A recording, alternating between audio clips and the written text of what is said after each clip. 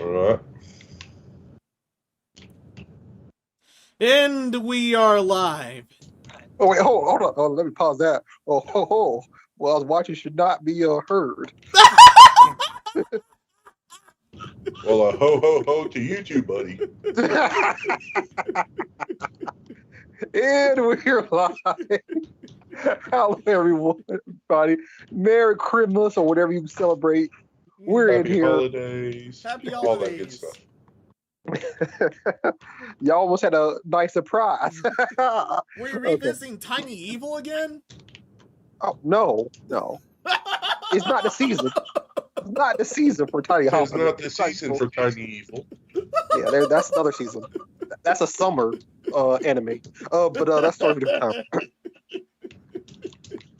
Oh yeah, Meru the Succubus was this season. Listen, man, we're not giving no one any ideas, okay?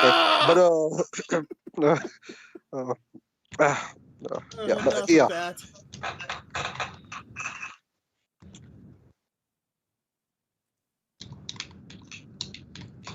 Epic Steve here. Naturally, y'all know who I is. Yeah, y'all know who I be. Hot side. Yo, it's your boy Hot Sot, and I'm playing some Vanguard right now. I'm the regular guest on tonight's podcast. What's up? Greens, everyone. I am Master Menos. How have you guys been? Been good. Okay. More or less. This will be our last podcast of the year, and I'll be doing award ceremony on the 31st of this month, where I'll be giving out the L's and W's. Yeah. So this I'm going to go ahead and announce it. Country of the year with the big sell, China. Yeah. Oh yeah. We they already know what that L is going to be, so it's going to be amazing. It's a nice award ceremony. We're going to have it for them all. Everyone gets their L's and W's, mostly L's. It's gonna be amazing. Yeah.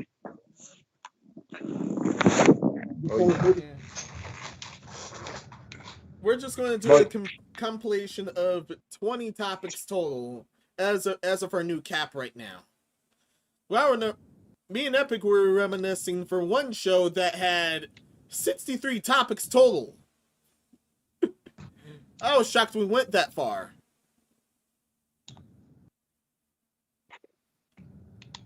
Maybe we should do an endurance stream one day with 69 topics, but well, let's all not right now.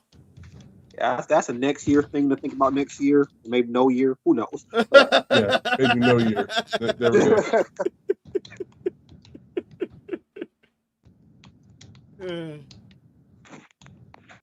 I don't know how long that one was because I don't remember which episode it was. But that would last like 5+ hours, I think. Oh yeah. But enough of that. Let's get into our sponsors who have blasted us since we got them. Surprisingly, with all the weird stuff we said, I'm surprised they haven't dropped us. Very true. They stood the test of time. Mm-hmm. Starting with Inner Server. Listen, it's the holidays. InnerServer.net. That's a great gift for anyone who you know who needs web hosting. They say standard web hosting, but this is anything but standard. For just $250 a month. They have a sale right now. You get 24/7 epic support, like my name, live chat, phone, Facebook chat, email, whatever. Standard web hosting for just $250 a month. You can't beat that price. I mean, seriously, you can't. I looked around. And no hidden charges. You can also choose your plan. So if you want VIP special, that's just $6 a month. $6? Still a really good deal. That's no money. I mean, literally. That's literally less than a cup of coffee. $6 a month. No, all you have to do for that, bud, is you go stand out by a corner for a couple hours, and you stand there, and that's freaking money. Because Oh people will yeah. just give it to I you. mean, there you go. That's your $6 a month right there. It's just that simple. You can get dedicated servers for $49 a month, which also isn't bad considering you get um, what you get with that as well. But like I said, I mean, InnerServer.net. You want to have a website? That's the best way to do it. Web hosting. Yeah. Also, Razer. Yo, let me hit you up with this Razer ad right now, bud. I just got some nice Razer gear, and my gameplay has kicked up a couple notches, like legitimately. I've been struggling to find a good like grip mouse that's perfect for me. And this holiday season, my parents decided to let me get a couple presents early, and they hooked me up with a Razer mouse. Now this mouse is top of the line as far as in my price range. So we were, but I love Razers. They've always been good to me over the years. Love their controls, their keyboards, their mice, and this mouse right now. It's really good. It helps me a lot of times playing this Vanguard mode right now because these people I'm playing against are trash. Yeah. And the mouse has no dead zones, which is something that you don't get with really any other mouse. So. Yep. I mean, like I said, Razer, they got very good headphones, gaming chairs. Step up your gaming setup, or anyone you know. 'Tis the season. Yeah. They're having a huge sale.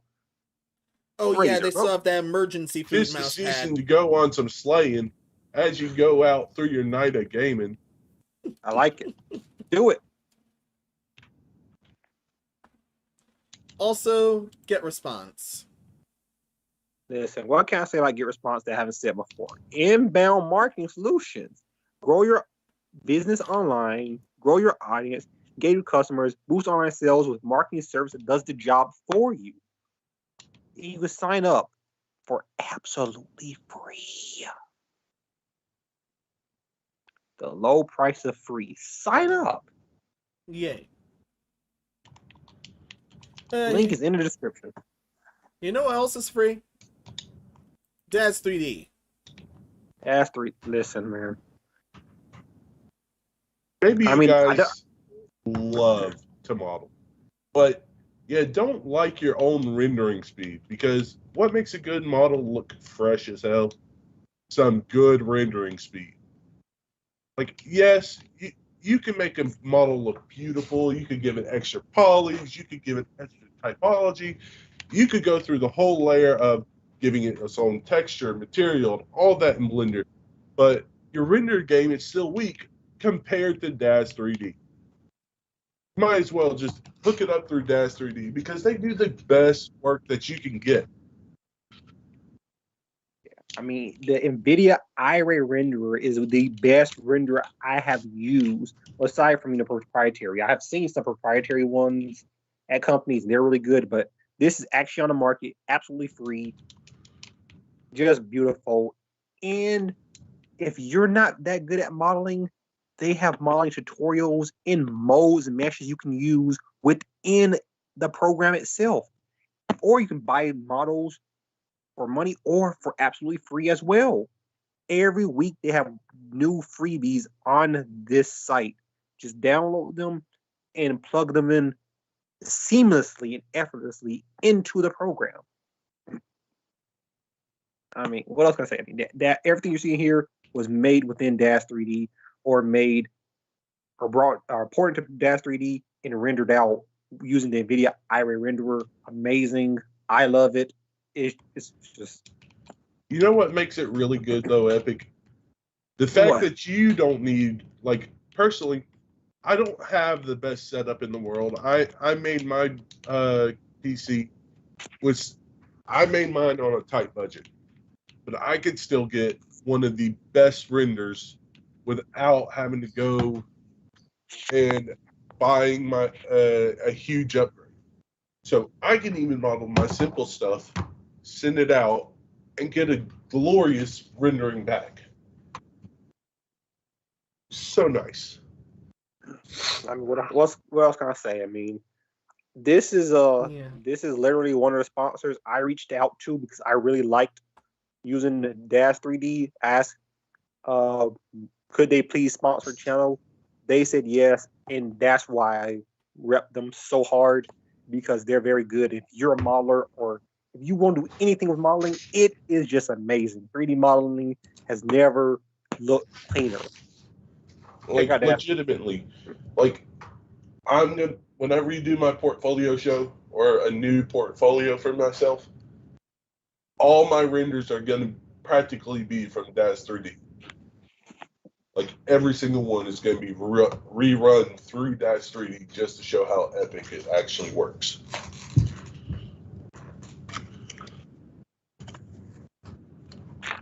Yeah, that's pretty much all I have to say about it. I mean, if you low price of free, download it.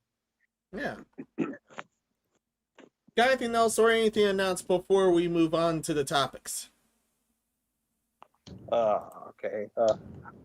This will be probably a double upload on my channel when I do upload this onto my channel. For those listening to this after it becomes a premiere, I'll be uploading another podcast, and then this one, relatively around the same time. I was busy for a few weeks, so I've been out of the game for a while, but I'm back. Yeah. I had a rough time with Myrons as well, including tonight, so my 12 days event is totally off sync. But I'll have to do this back tomorrow. Don't worry, I have most of everything edited at this point. Nice, very nice. Other than that, and my schedule. Other than that, and my stream schedule releasing, that's it. Oh no! Oh, okay. Other than that, and my stream schedule releasing, that's it. Oh. Yeah, that one paused. That was might be a disaster. What happened? It unpaused. Yeah. Maybe I don't want to get out of it though. I'm just gonna put it on mute in case that happens again. Okay. Yeah. Y'all do not want to hear what's going on. That's all I'm gonna say.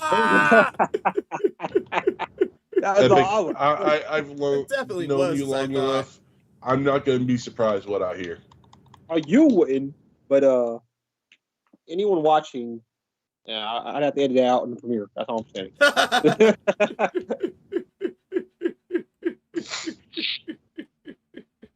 Oh man! All right, let's get right into the news. Get right into the news. I know that's not how he does it, but we can't copyright him. We don't want to get banned or striked or any of that other. He's retiring after this year, apparently. Someone I love this month got nuked. That was messed up. I'll believe it when I don't see it. He ain't retiring. He loves this too much. Yeah, he's a YouTuber. Yeah. First off, this is in memoriam. NES and SNES lead architect Masayuki Umeda just passed away. Rest in peace. I read this article. I was coming from work and it was my Google Alerts. I was like, wow. I mean, rest in peace. I mean, the NES and the SNES were amazing consoles. And, NES pretty much saved gaming over here in the States. So definitely big ups to him. He was a very good architect. I mean, he did a good job with his product. He was definitely a legendary architect in this sense that because of what he's done, we've evolved to such a high degree. Yeah. So I mean, he majorly played a crucial role in creating the color TV game systems, which were incredibly simplistic yet built-in titles. Yeah. I mean, rest in peace and thank you. Let's give a moment of silence for Masayuki, Mr. Moore.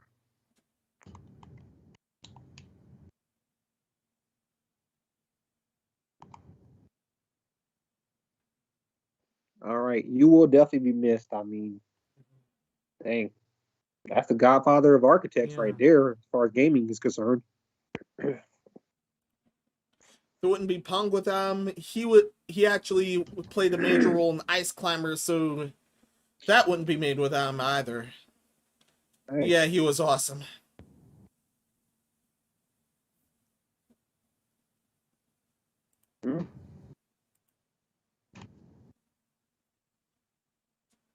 Wish the family best regards. Now for the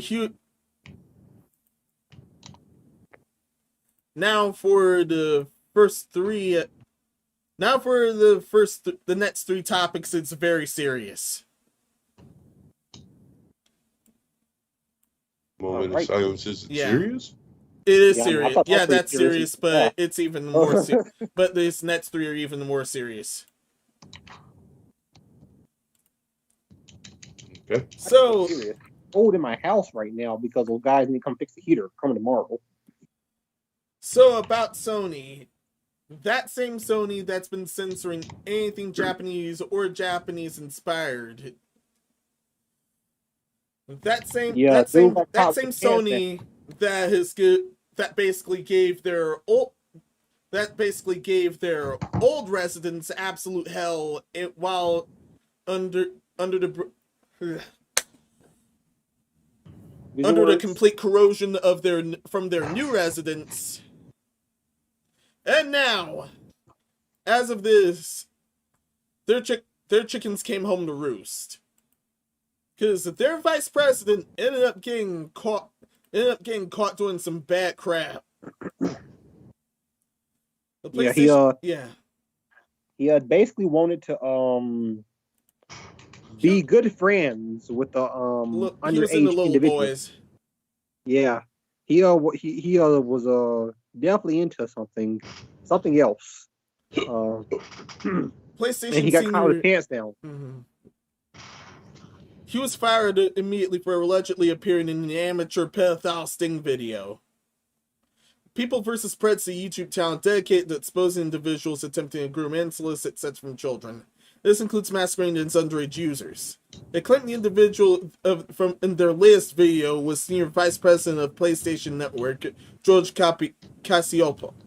The group used to decoy on what appears to be a gay dating app Grindr. Day October 10th and December 3rd, the alleged chat logs will show who they claim to be. Casiopo seeking a blowy from someone he believed to be some 15-year-old boy. That account initiate the conversation, offering a lot of lewd things, and to deviate from article. When he fell for the decoy, People vs. Preds recorded him and completely caught him. He was in the PS5 shirt as well, as you see here. Yeah, he literally got caught with his pants down. Yeah. It's crazy. I mean, honestly, who's surprised about this? I'm not. I mean, unfortunately, and this is not a gaming thing. This is just an industry thing. You know, people get some power to them. They're like, I want someone underage. I don't know why. But I think it's more like, oh, because I have power now, even if I get in trouble, I got people that I can call and make connections, and I'm not really going to see too much time either way or whatever. It's still wrong. Like, you guys don't have that little freaking thought bubble in your head that's like your consciousness go, hey, red flag, what the WH are you doing? Yeah, and you don't have to go ahead. Yeah, and even worse, the industry's full of these bastards. I mean, every industry is full of them, and it's crazy. I mean, and it's just like, do you not think, hey, how about I not try to sleep with a child? I don't understand. Yeah. Especially if they were super censorious. Also, to the people on Twitter that were saying stuff like, I can't believe this man's gay. The problem that he's gay is not that's not a problem. I don't care that he's gay. If he got with another man, that wouldn't be an issue. Literally going on to be 2022. Yeah. and people still have problems with gays. Like, Yeah, seriously, guys, So are you telling get me that over it. you guys on Twitter would have been okay if it was a little girl, not a little boy? See, this is the stuff I talk about. Wow. It doesn't matter that I don't care if he's gay. If he's a man, I don't care. The fact is, it was a If the child. if the guy he was actually in that video with was of age or whatever, it wouldn't have mattered to me. Yeah. Or it wouldn't have mattered as much. I'm still not going to look at. I can't say what I would have done in that situation. What situation I mean is the situation of finding out, oh, he did a porn video. Okay, he did a porn video. But a lot of people do porn videos. But that's not what we're talking about. The fact that this guy is having issues and he decides to.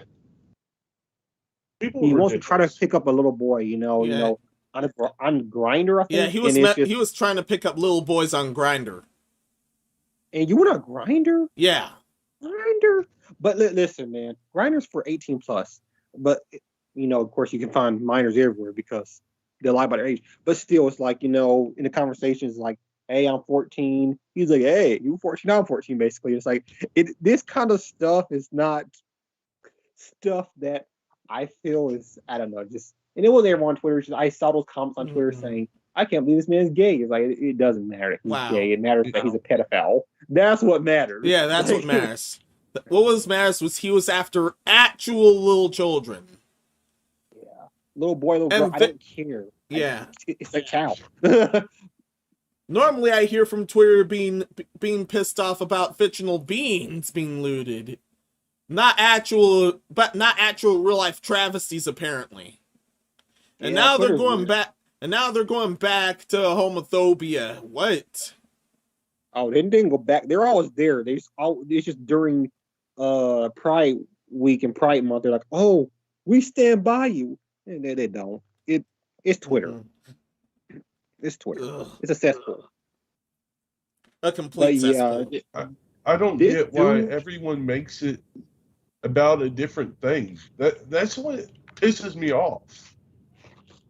Like, you know how stupid it sounds? Let's stick to facts real quick, okay? This guy is an adult, and he tried to get with a kid. That's fact. Then he's trying to get with a kid. That's a boy. You're more what Epic said about you're more upset about him being gay than being with a kid. Your idea is wrong. You should be mad at this individual for doing it in the first place. You're ridiculous and stupid if you're mad at anything else before that simple fact. Yeah. And that's why I don't like Twitter. And I say that's not all Twitter. I saw a bunch of comments like that, and I couldn't fathom it. So I was like, are these people trolling? But then some of them kept going on with these different threads. I'm like, you're serious? I feel like you're missing the point. Yeah, that's why I don't like Twitter either.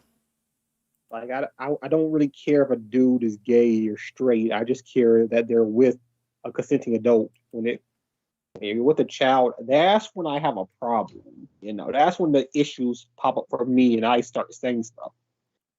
Yeah, so yeah, that your priorities are weird, and it is what it is. Twitter is Twitter. I mean, I can't change it. I mean, I can say what I want to say. Twitter's still gonna be Twitter at the end of the day. Yeah. So yeah, but yeah, I saw that article and he came outside with a PS5 shirt, hoping to find a little boy, and it just infuriates me that this man. And you know what's worse about this? Is he probably won't face any time because the sting operation was done by amateurs and it wasn't done with them actually cooperating with law enforcement, like Chris Hansen did back with To Catch a Predator. Even still, some of those got thrown out, but those are more better sting operations because they were done in tandem with law enforcement. Here, it was just amateurs, and then they were just shouting expletives outside his house after he closed the door. So his lawyer can essentially get the case thrown out, and there's nothing the police can do about it because it's was it entrapment, and that right there, that burns me the most. I really feel like these amateur, like it's same thing with EDP. The reason why there's no charges pressed against them was because how it was done by a bunch of YouTubers. You guys need to go to law enforcement. Go ahead.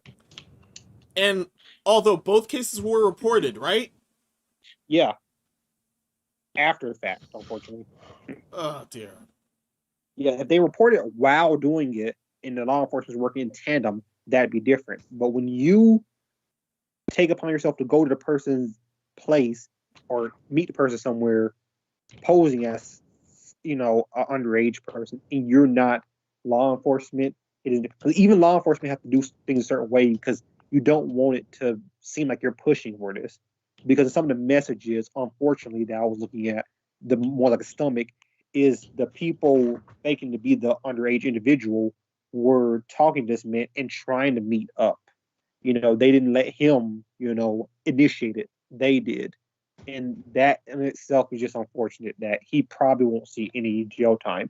Luckily, his career is over, but at the end of the day, he still has so much money probably stored away. So he might be able to live comfortably, or semi-comfortably for the rest of his life. He still has that, scarlet letter on him. But, he's not going to probably face any jail time because of how these amateurs did it.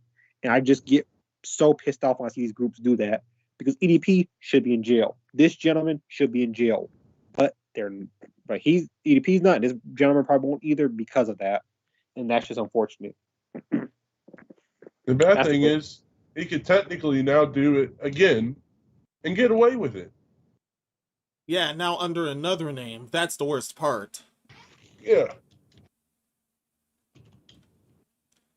This next part is in connection to the last topic. IGN editor initially refused to cover the PSN allegations. Yeah, PSN. Sony has been taking some L's this month, last month, and this month. Mm-hmm. Basically, here IGN tried to go dark about this topic until it went viral. Then they had to reluctantly use an article for it.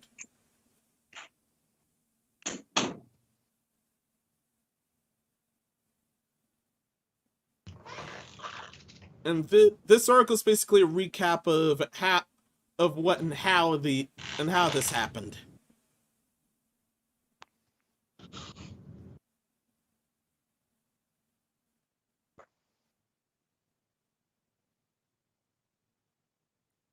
There was also someone who got hard exposed to trying to not cover it until here.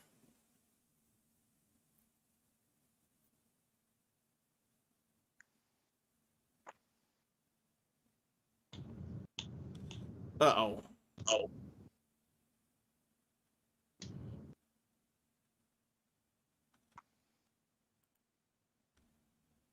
I know I'm still on. I set it to where Skype won't close me out if it happens. Okay.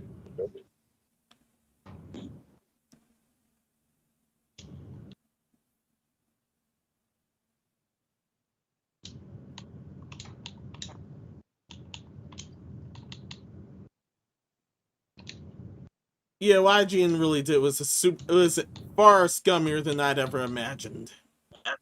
That's all I have of them.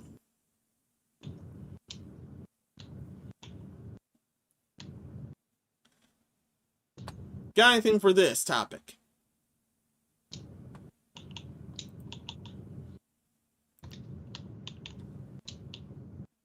I ain't got anything to say. Wait, did Epic run off somewhere? I don't know. God. Oh yeah, he definitely... Something definitely must have came up then.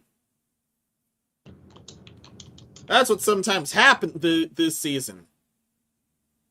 Yeah, we've had a lot of just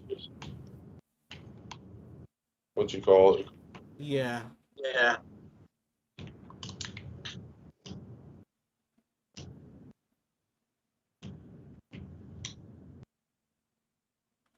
Oh yeah, what boils my blood here is that IGN, by trying to go dark about this topic, they're basically defending the bastard. That's all I'll say about it. And this continues. There's now yet another part to this. I know, but we'll talk about it later, apparently. Oh, what? Didn't you just say we'll talk about it in the last segment? Yes.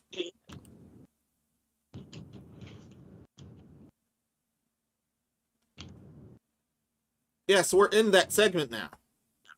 We're not in the last segment. What? Hmm? Okay. We're going to talk about this in the last segment. We have 20 topics today.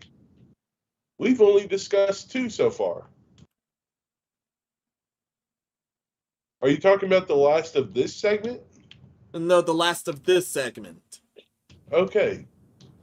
These 3 topics were in this one segment. Okay, thank you. Sometimes, like, the word choices, I understand what you mean, but then I also add my own definitions to your word choices. So I'm like, okay, I guess we're going to, like, bring this up and then talk about it, like, at the very end of the show. But, no, you could. Okay, I'm with you.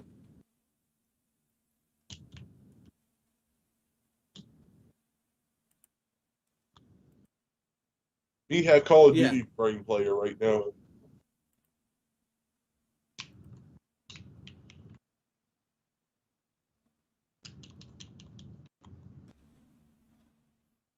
Now, this last part of this segment happened about 2 days later after the first guy got busted. The exact same happened to this Nivida senior employee. He was busted with the exact same decoy.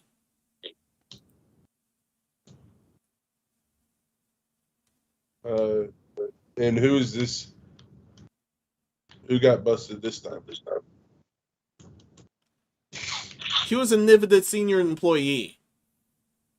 Wow. He got busted by the exact same group with the exact same decoy. Quote an article. Following the Soyny firing PlayStation Network Senior Vice President Engineer George Capiello, after he got caught soliciting sets from an underage male undertaking amateur pedophile sting, news of a similar bust on a senior Nivida employee undertaken by the exact same group who busted Casiopo, no less, has once again begun to circulate. And that was this dude. The now former Nivida employee, senior account manager Todd Wiseman, is caught on video on October 7th as part of the amateur sting operation by People vs. Preds. According to supposed chat logs obtained by them and released in the Twitter news commentator, Branch Cherno, aka Tipster, he accused Wiseman as assumed victim on Grindr once again. He fell for the exact same crap and got the exact same result. Alright, I'm sorry about that, guys. I'm back. Every time I start a every time someone needs me. It's crazy. That's why I have this on the air sign so my family won't bother me. Oh, it doesn't do anything for me. I'm like, I'm about to do the podcast. Okay. Hey, I mean, I'm like, listen, you didn't eat nothing before I started this podcast. You didn't eat nothing. You get 10 seconds of my time right now. What you want? You wasted 5 seconds trying to breathe. What you want? Yeah. Man, like, yeah, like, yeah. That's why I had an on the air sign in to make sure not to bother me there unless something very bad is about one episode where we thought some drunkard stumbled in near my house. I've had that happen to me before, where a drunk guy just walks into my where we lived. Yeah.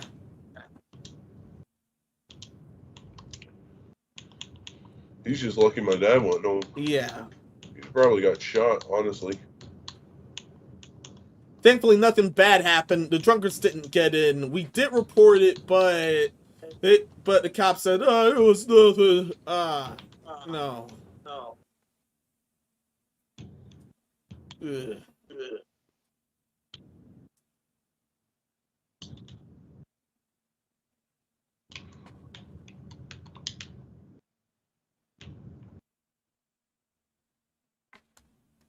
All right. Anyway, Now, what's the current topic?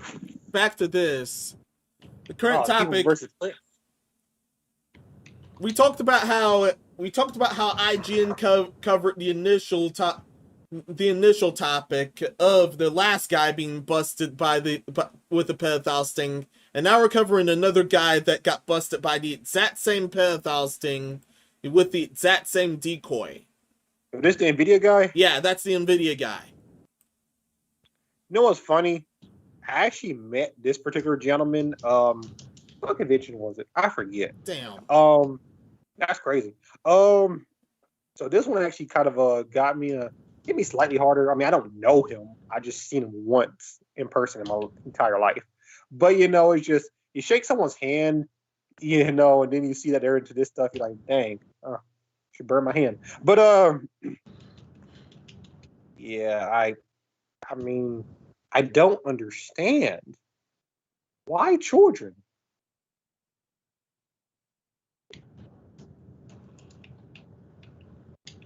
And once again, he might get off because what happened? They didn't do proper procedure. They didn't get police involvement from the start. Yeah. He could probably get off on his trip. I understand citizen's arrest and idea behind it and all that.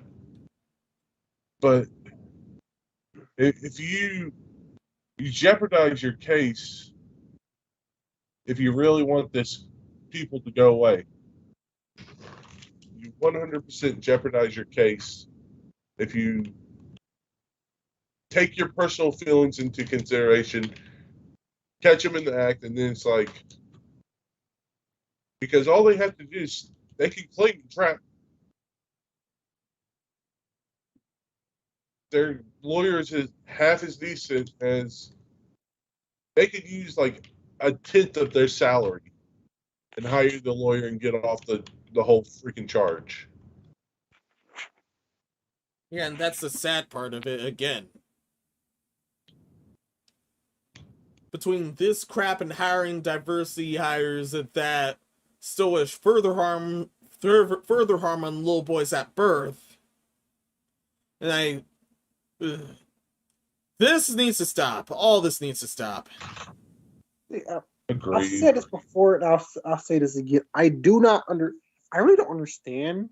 Like, I actually know people who are pedophiles. Not were, they are.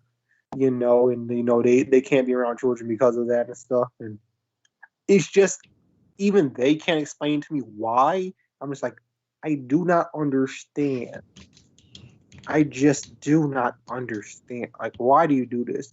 And then the worst part is with Mr. Wiseman and the other gentleman, they could essentially do this again. Like, if they're let off, they could essentially do this again and just be more careful next time and get a real child. And that's what really scares me, because they still have a lot of money and still have a lot of influence, even if they're not, within their particular industry anymore. They still have a bunch of people they know, and no matter what happens, they're still gonna, be on their side. And they could essentially do this again, but this time be more careful, and this time get a real minor. And this time, once again, being another name. Yeah. This time they actually do something bad on a minor, and then of course they'll get busted on that, but the damage is already done to the minor. And that to me, just that's a terrible feeling just to like think about. But it's just something I'm gonna keep thinking about. 'Cause I'm like, well, I mean, these kind of people usually don't stop until they're caught. So they'll likely try to do this again. And yeah, and then they'll repeat the cycle. Yeah.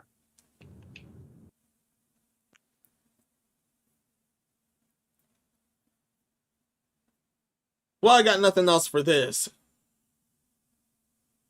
I know that's a morbid way to end it, but that's just what I think, and that's what is likely to happen, unfortunately, and we just hope it doesn't.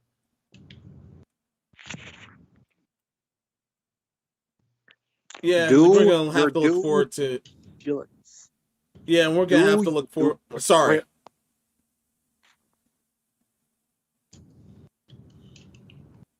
You go ahead. Unfortunately, we're gonna have to look for a lot more bastards like these being exposed. Yeah, like I said, do your due diligence. That's all I ask. If you can have this like amateur pedophile sting ring, but just make sure that you do your diligence.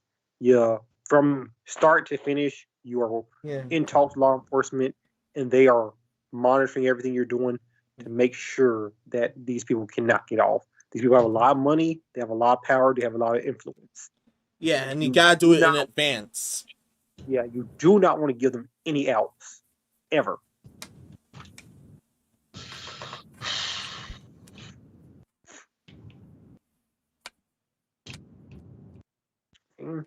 Yeah, it's like, I mean, I know.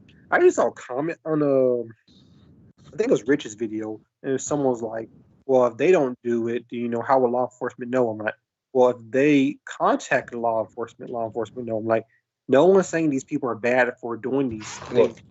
That's good they're doing it, but at the same time, if you are doing it in a way that can get these people are able to get off, then that gets them out of where they are. Like, he's not over, a VP of Sony anymore, and this Tony Wiseman is not doing anything with Nvidia anymore. But in the end of the day, they still got the money, they still got power, they still got influence. They could still do this again, and this time succeed. Or this would have been the one time they got caught in the wave that they've already succeeded. Yeah. He was on Grind. Exactly. They both were on Grindr. Oh yeah, they're both on Grindr, and I don't know. It's just, this is weird. That's all I say about that. Yeah. Just do your due diligence. I'm just tired of these people getting off. Yeah, I'm tired of these people getting off. Sorry. Next topic. You gonna say something, Hot Side? No. I was just gonna say, we really don't want them to get off. Yeah. Actually, we previously banned Activision shenanigans, but I had to put this in because this was gross enough and shocking enough. What? What is this topic? This is super gross. Did you read that topic, Hot Side? No. Lactating Activision Blizzard employees detail alleged abuse say breast milk was repeatedly stolen. Oh, yeah. I've heard about this one. I think we talked about it for a short bit. What? Yeah, that was off air. Yeah. What? Former and current Activision employees continue to come forward with their stories of discrimination and gendered abuse this week, including multiple employees claiming that the company was particularly abusive to breastfeeding workers. What? According to a new thread posted by Jessica Gonzalez on Wednesday depicting accusations from Blizzard Women Discord server, breastfeeding workers were forced to sit on the floor to pump, given unsanitary tables and unsafe power outlets, even had their breast milk repeatedly stolen from refrigerators that were supposed to be locked. Okay. You know what? All this is fine. You know why, Hot Side? Why is that? Because they changed the name on a character, man. Because they changed the design of character. It's all okay. This is all fine. Because they changed this stuff. They changed names. They changed designs. They listen. It's all okay. See, this is kind of no. They haven't listened. They haven't taken it to the next step. They changed the blueprint of the map. That's the next step. Let's take it further, man. Yeah, they blueprint. Yeah, we gotta change the name of the game. Hold on, no. We gotta change the characters entirely. They can't have facial features. They can't have skin color. They can't have color at all. Perfect. We can't even. we're not, and at this, we have to have it to a point where we're not supposed to tell them between male and female. Also, they've been doing complete overhauls with World of Warcraft. It's gone I hate to cut you that's off gone right well, now. right? I hate to cut you off right now, but I have to speak up because there's more than just male and female. There's also the non-binary 999 names of gender. I mean, and listen, they're changing it. They're changing all this for the better. Listen, this, I'm going to say it, and people aren't going to like it. This is bullshit. I'm sick and tired of it. I'm really sick and tired of them just changing this stuff and saying, listen, we did this. No one cared about McCreed being named Ben McCreed. I don't care if he's named after a terrible person or company. I know a bunch of McCreeds that are good people. That wasn't the problem. The problem was that the dude he was named after was able to step down and still get his pension. The fact is, he's able to not pay any restitutions or anything. Like he's able to walk scot-free out in public.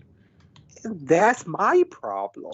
You changing the name of McCreed, you changing designs on Warcraft, you doing all this other thing. It doesn't. We're gonna do a whole overhaul of Warcraft. I don't care. I do not care. No one cares that you did that. It does not matter. These people are stealing breast milk from mothers. What? Epic. Let me break it down for them in a simpler way, okay? Y'all remember about 10, 15 years ago, maybe even a little earlier than that, when Pluto was a planet, and then they went, Pluto is not a planet? Mm-hmm. Yep. No one gives a shit. Like, who was the astronaut that said, I'm going to go to planet Pluto? It's like, then they find out, oh, Pluto's not a planet. It's not a dwarf planet. It's just it's a bigger moon out in the very far reach. Like now it's back to a dwarf planet. And then that astronaut gets heartbroken. It's like, but Pluto's always been a planet. No one gave a shit. Nope. Shockingly, no one cared. No one cared. These things don't matter. And I do not understand why. Like when academics keep coming out like, oh, we're doing this. Oh, we're doing that. Oh, we're going to be hiring more females. You're going to hire more females and transgenders into your company when they're the ones getting discriminated against the most. What sense does that make? Like, how does that stop the fact that this happened? The people who did it are getting off scot-free. Tell me, what does that do? What does it do? Not a damn thing at all. I gotta be cursing because I'm so upset. It's just so they said we're gonna change names, we're gonna overhaul a whole entire game. It's like the fact that his name's McCreed, the fact that this game had these designs, no one that wasn't the problem. The problem is that these people are terrible people. They're terrible individuals. They need to be held accountable. That's what I want, and that's what most people. That's one thing Twitter actually agrees with me on. It's crazy. Me and Twitter actually agree. I don't think that's possible.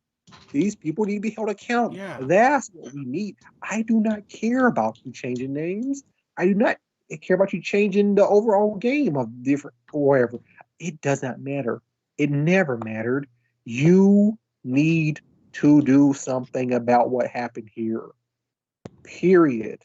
No, we hired someone from Disney who was kicked out of Disney because of stuff they were doing with kids. Yep, that's good.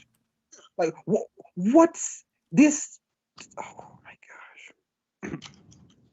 That is ridiculous. Yeah, I want to highlight this part. This one's the most ridiculous part. This is in 2008. There was no fridge in the room, so I had to label and carry my breast milk out and store it in the break room fridge. It was very clearly breast milk, and baggies with a baby's face on it. It was clearly mine. So I was the only lactating woman in the building. One day I went to retrieve my pump supply at the end of the day, and it was gone. There were no other mothers in the building, and very few women are all either QA or CS at the time. All the other items I had seen earlier were still in the fridge. They were dated and labeled. She concludes, someone had either taken my bags and tossed them or stole them for some creepy reason.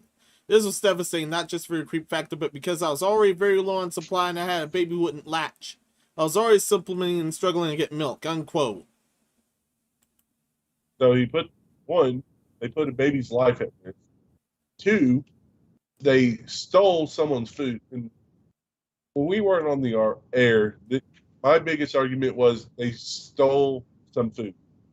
Yeah. Like they went in there and they took something that wasn't theirs. Now, let's be real honest real quick, okay? One, if you're stealing some breast, I don't have a problem as far as like saying that breast milk probably tastes good. I don't know because I don't remember when I was a baby. And if someone's going to drink it, I don't see a problem with it as much as some other people do.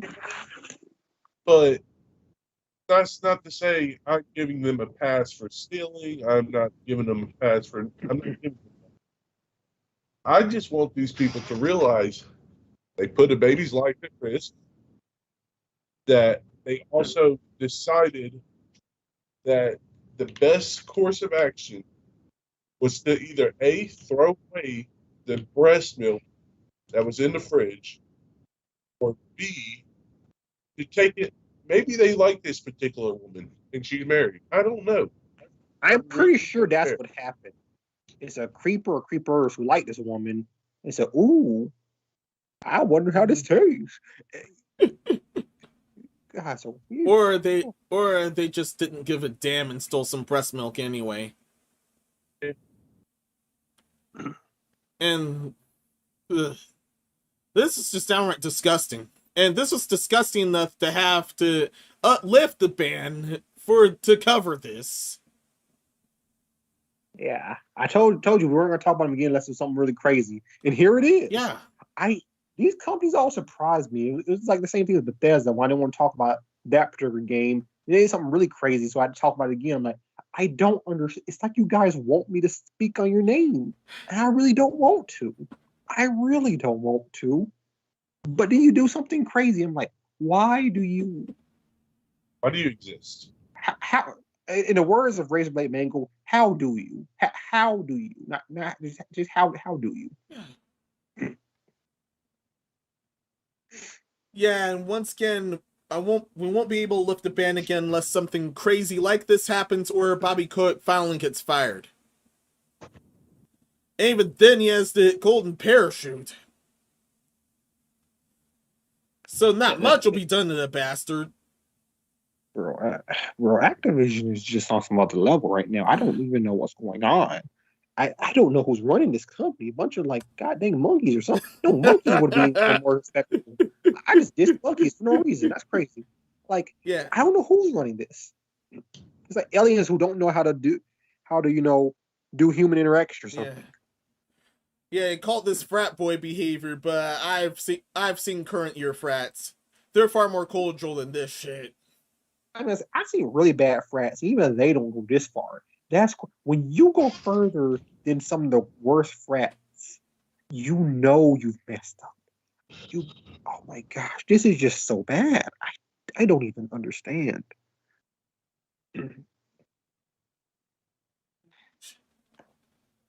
But hey, they changed the name of a character. Yep. Yeah, and they overhauled WoW. Now there's no more sexism in that. Yeah. That was really the problem with the company. There's no more problems with their transgender employees because they hired more transgender to work together. Like, business minds in the world, let me just break it down for you real quick, okay? If you get an office space, like an entire floor to yourself, and you got everyone in cubicles already out in the middle of the office, then you got a conference room, your room, and then like extra office space for your like lieutenants and stuff. And then you decide, okay, let's hire some more unique characters. Just because of their gender, just because of this, just because of that, whatever reason you decide is good enough to hire them. And then once you hire them and you don't give them the same benefits, you put them in a special room, you're treating that person different. and they're gonna get their ass whooped afterwards or during. Like, legitimately, how stupid are you to say, "Oh, this is gonna work"? It never works. Like, where did y'all go to business school? Where did y'all learn psychology from to say this is going to change people's minds? You're an idiot. You know, we have women, transgenders, even men getting harassed at his work. Like, you know what we're gonna do? We're gonna put new people in here working under the same individuals that did this stuff. Surely that will help if we change the name of a character in the game and then overhaul a whole nother game. Surely that's gonna help. No, it doesn't. It never has. If we hire someone, okay, if we hire someone to educate these people, and their only sole purpose, not to even do actual work, their sole purpose is to sit there, take a paycheck, and explain their life choices. That is why they're there. Explain your culture to me.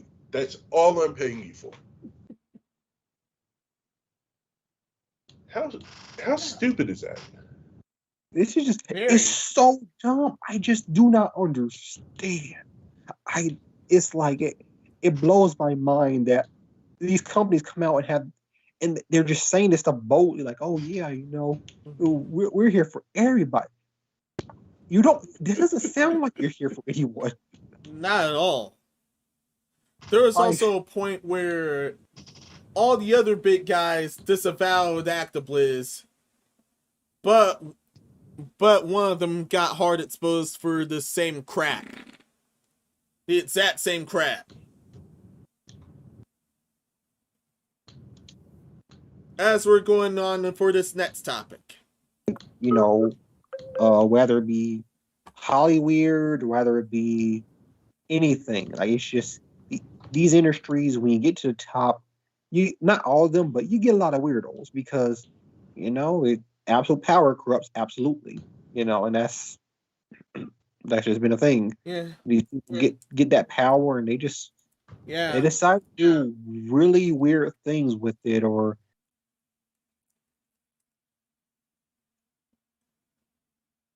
and Skype does me dirty again. Wow. Just wow.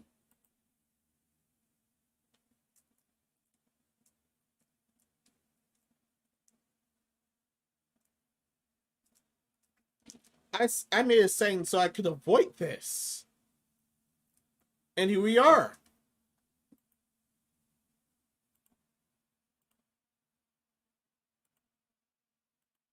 Here it goes again.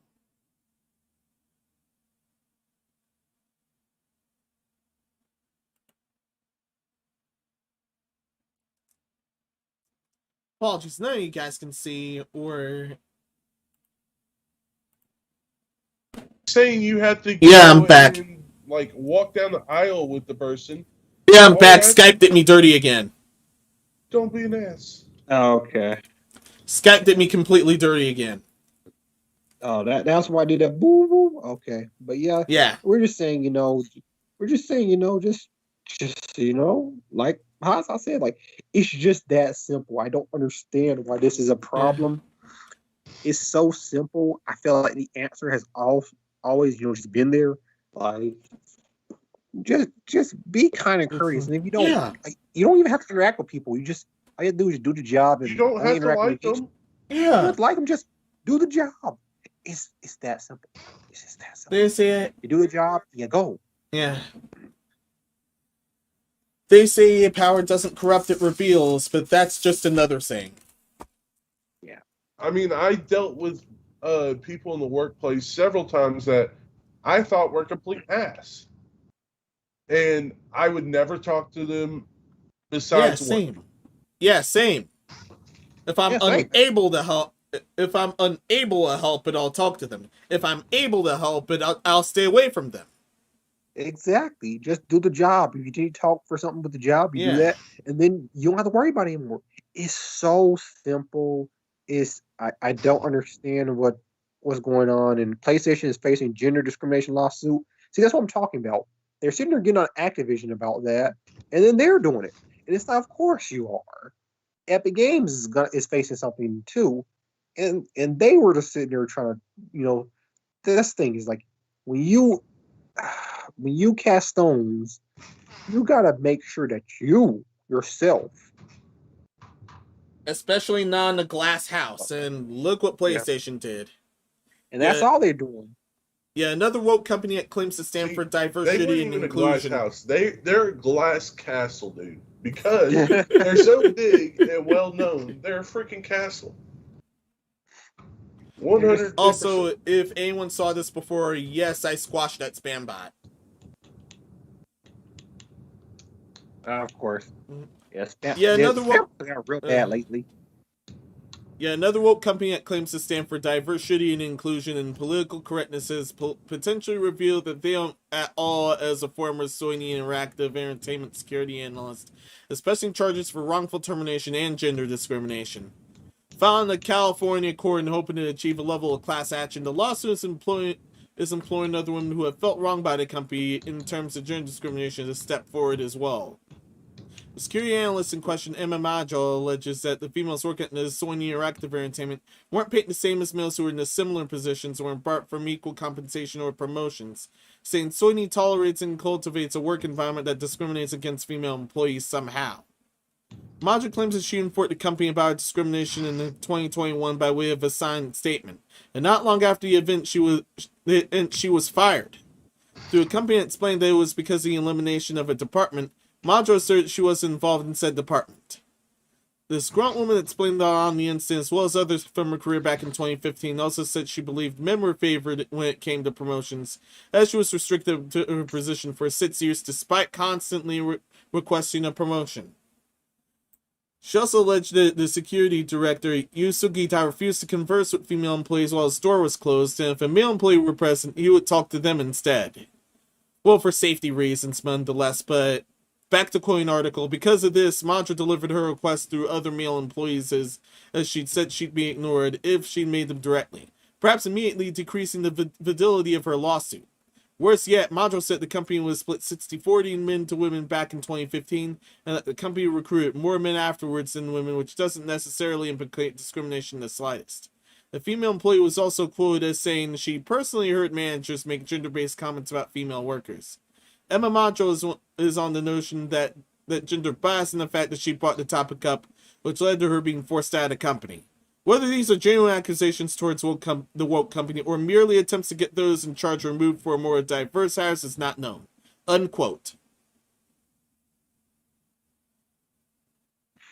Okay, so she complained about her job. Yeah.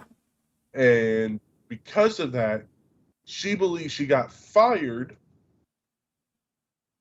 Like, I understand what you're saying as far as, like, this sounds like total BS. Not from her, but from her employers. So, yeah, I hope that she figures out how to sue them and wins and gets that idiot fired. Yeah, I hope she can at least get a wrongful termination lawsuit put in there. Because if they didn't give a real good reason on why, because like they're saying that is because the department got disbanded, but the department's still there. It didn't disband. It was just they got rid of her. Then that can help her on her wrongful termination. As far as gender bias, that's going to be a harder one to fight, is because even if it is, you can unless you have actual, written evidence or audio or video evidence, it's really hard to talk about how someone is feeling, as far as what they're thinking.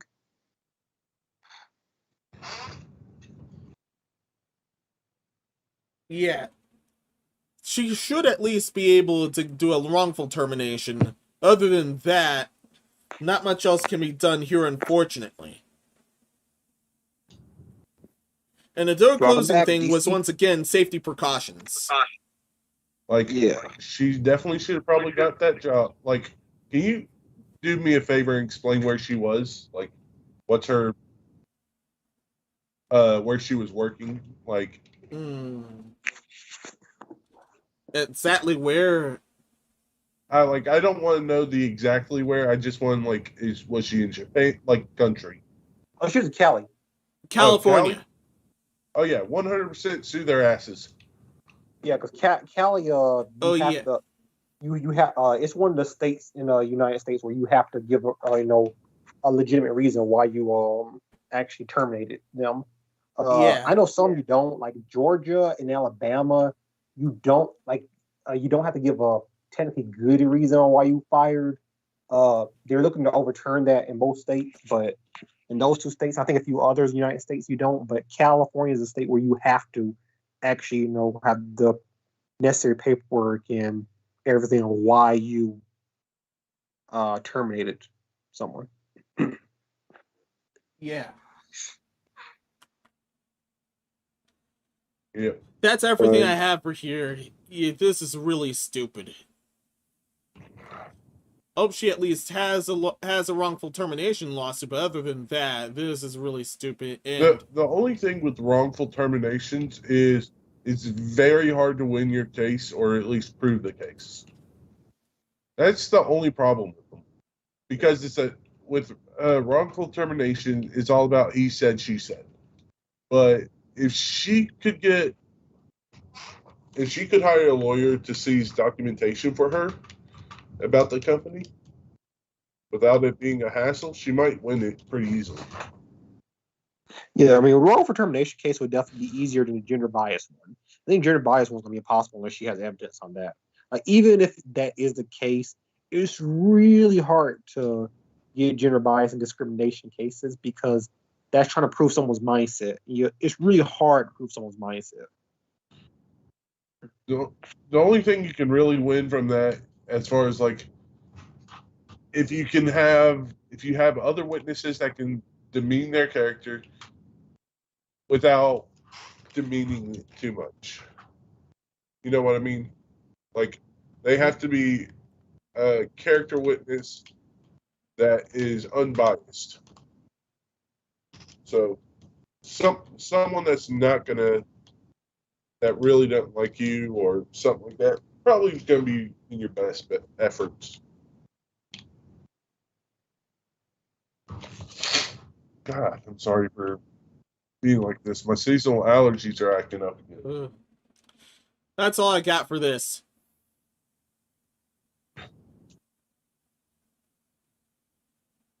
Yeah. Let's go next topic.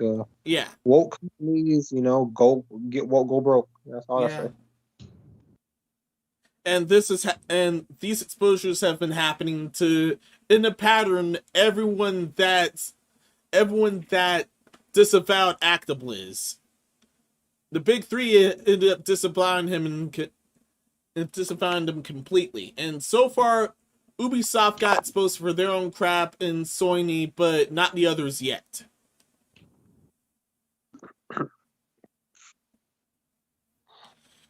Now, onward to the next topic. So, a Japanese truck driver got arrested for embezzling PS5 and Switch consoles. I saw this coming. Hey, I feel like I made a joke about this last year on one of the podcasts. I feel like I made a joke about this on one of the podcasts. Yeah. Yeah. I think it was when everyone was immediately sold out of them, back when DC pre-ordered them or something. Mm-hmm. Yeah, I think it was then. I was like, someone probably has a truck and they're just taking it for themselves or trying to sell it. Yeah. And then here it is. So see, when I got my PS5, they're taking it from themselves and selling it. See, honestly, they would make a decent profit. All they have to do is file for a damage report. But think about it. If they file a damage report, says a crate of PS5s got damaged because they fell over and got crushed, and it shows up with the packages like that, then he could say, "Oh, I guess that's going to be several $1,000s out of my pocket," but then sells them online for $2,000 a piece. I mean, it's a good way. It's a legal way to make money, but it's a fast way to make money. See, here's why I differ in that. If he bought them outright and then he was selling, yeah, I can see he has a case there. But if they're just stolen and illegal, he has no case there. Oh no, I don't think he has a case. I'm just saying, legitimately, he could have said they were broke or hey DC, write them down and act like they're broke, and then sell them for. Hey DC, would you like to introduce us to the audience? Nah, they know who I am. Superstar DC. There you go. Okay. Current topic: Japanese truck driver arrested for embezzling PS5 and Switch consoles. The Kamata police station in Tokyo reported the arrest of a truck driver selling packages containing Nintendo Switches, PS5s, and physical games to resellers to make a personal profit. The suspect, Fuyuki Minemura, had no permanent address or occupation on record, but sure raised concerns from the beginning. He acknowledged the charges leveled against him and explained that he needed the money and squandered most of his own at a horse track. An acquaintance who had not been named publicly worked at a freight company and entrusted Minamura at the task of delivering some 200 items to their destination. The cargo consisted of gaming products including the Nintendo Switch and the still scarce PlayStation 5, as well as physical games, the price totaling along 5.8 million yen or 50,865 US dollars. Instead of delivering everything properly, Minamura originally went to second-hand shops around Tokyo and made a personal profit of around 3 million yen or over $26,000 US. Unquote. He's an idiot. 100% an idiot. Yeah. He wasn't even scalping them. How stupid is he? He wasn't doing it online. He should have just did it legally. Which, no, his ass should have just done it illegally, but scalp that bitch online. Like, yeah, he could have scalped those things. Like, if he would have did that shit, he could have just did that shit legally, because there's like no illegal repercussions for doing that shit online. No. See, the thing is, PS5s are pre-ordered, so he wouldn't have gotten his anyways unless he like really knew they were about to come out. Yeah, he could have used the bot. But if he does my method of saying, "Oh, they were damaged," shows up, gets a written confirmation that they were damaged and terminated at location, then he could sell them online. No one's going to know the wiser. No one's going to care. Like, what are you talking about? That's profit on PlayStation, Mark. Like, yeah, but if he has products like legal get damaged all the time. Yeah, if he had like legal written ownership, then that's one thing. But if he doesn't have legal ownership, I really doubt they'll let him slide with that. Yeah. How much? Let me put it this way: if you use a piece of paper at work to write something down for work, about work, around work, you finish the day, so you throw it away. Yep. Is it illegal to steal trash? Is legal still trash? In some places it is, but if you talk about like a legit piece of paper, then no. But the thing is, this is kind of technology-wise, it's kind of different. I understand your point, but I was saying from the perspective of if I was delivering a shipment to someone, yeah, and said, on my way over there, I'm a moving company. I accidentally broke your vase. Okay. Well, Your vase broke. You're probably not going to pay me as much because I'm going to pay you back for the vase.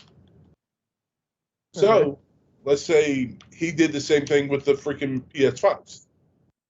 So, if he does the same thing with the PS5s, quote unquote break. All right. And he reports it to his higher ups. His higher ups fill out the form that they are broken, and then he just resells them on the internet. It's still stealing because they weren't actually broken. But it would be a lot smarter because people wouldn't be looking for the PS5s at that point right there. You get what I mean? Yeah, I get I get what you mean. Because it's like if you're like UPS or not even UPS, if you're like a shipping company and you get a product and the product like even still like you still have to deliver if it's broken. If the person like, hey, it's broken, I got to send the product back, and he took the product back, but instead of taking it, if he took it back to the higher ups and the higher ups like, all right, it's broken, they do it and they throw it away, and he went to the garbage to grab them out, then yeah, I can see your point. It's a lot more work, but I see your point there. But at the exact same time, because I was like, it's still technology. And it's a little like if it was like food or something like that and throw it away, yeah, I can see your point. But since it's technology, because technology, that it works a little bit different than just simply throwing it away. Yeah, but I agree with you. But not every company. Because I also agree with you. Because not every company is the same. Some companies are like when they do throw it out, they just throw it out. They don't care. But some companies like, if you're like a AAA company like Walmart, they do throw things away. But if it's technology, they don't just simply throw it away. They repurpose it. I mean, like they go and fix it up themselves. They scrap and then it is what they do. Is they no, they don't scrap it. No, they take all the usable part. What scrapping does is they'll, depending on what kind of scrapper you are, you have the disassembly line, which will take every part apart and set it back into its category to be reused, except for the bad parts, which are either trashed or remelted down. But most companies, especially the big high-end ones like Sony, Microsoft, they don't have their own they don't have their own disassembly lines. What they have is they just buy the raw material and make their products. That's why everyone's really short on that silicon. When they got their assembly lines, because their assembly lines in their facilities is somewhere away from the United States because taxes and laws and shit like that. Mm-hmm. But what I'm trying to say is what they do is they have somebody to fix up the consoles. If there's broken, they find out what is broken and they fix it up. And after they fix it up, they repurpose it and they flip it. Because consoles, it's like, because consoles, they sell for like a lot of money, especially at Nintendo Switches to PS5s. So I wouldn't really expect from them to just simply throw it out. Like they look at it. Some companies will.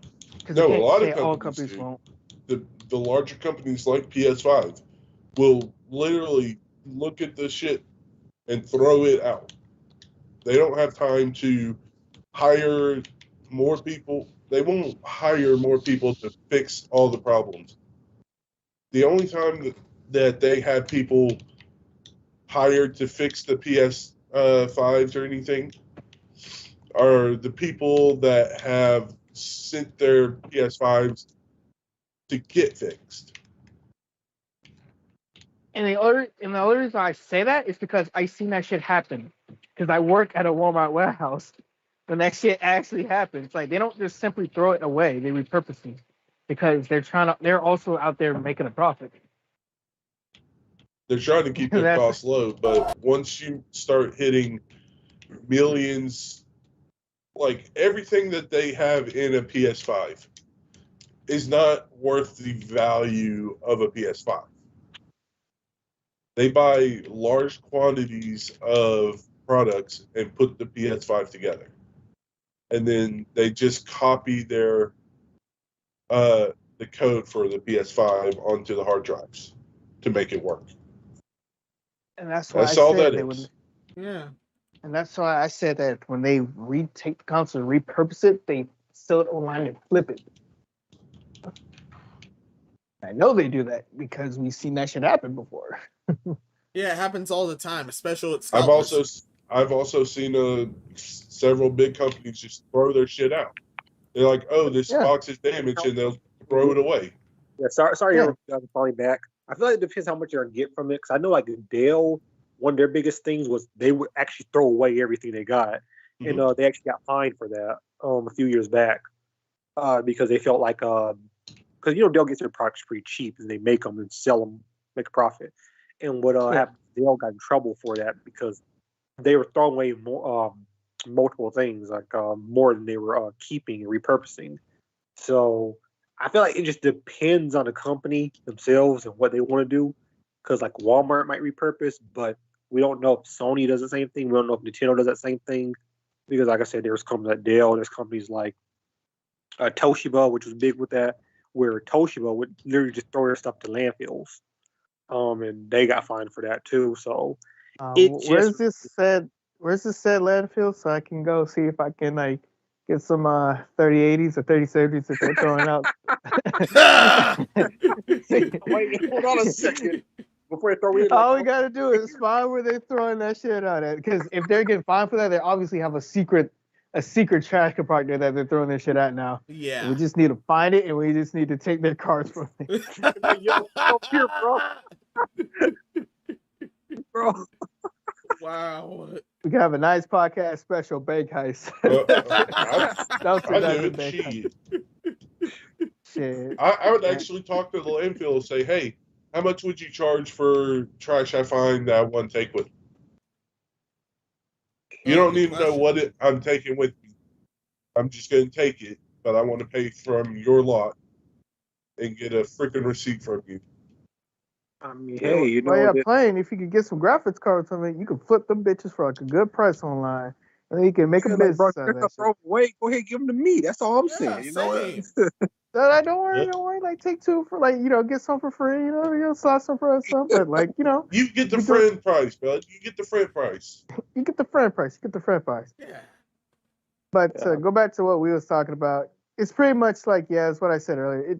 It depends on the company, because some companies just throw that shit out. Throw it out, and then you just take it from the trash and do it that way. Because like Chase, I see what you're saying, and I was like, that could work. I agree with you as well. I'm not trying to knock your idea. I know it happens too, but like I've been doing scrapping for a long time as far as like metal scrap. Yeah, I know a lot of people, a lot of companies that have went and said, like places that sell washers and dryers or. No, let me be a little more vague. Okay.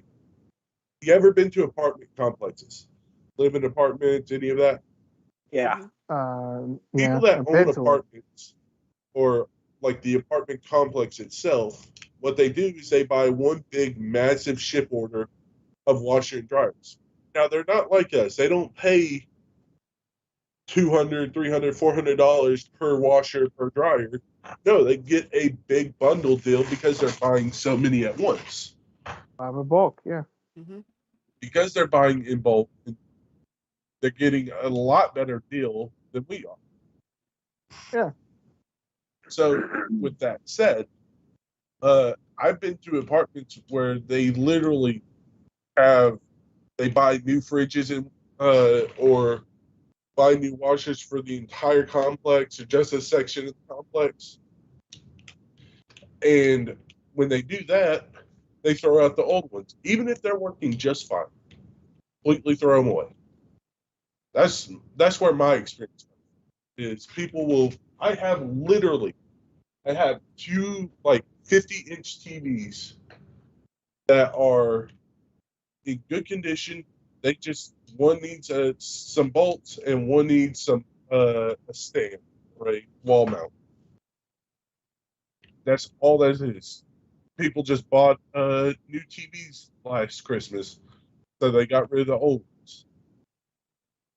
I see that so much. I'm like, this is so like waste.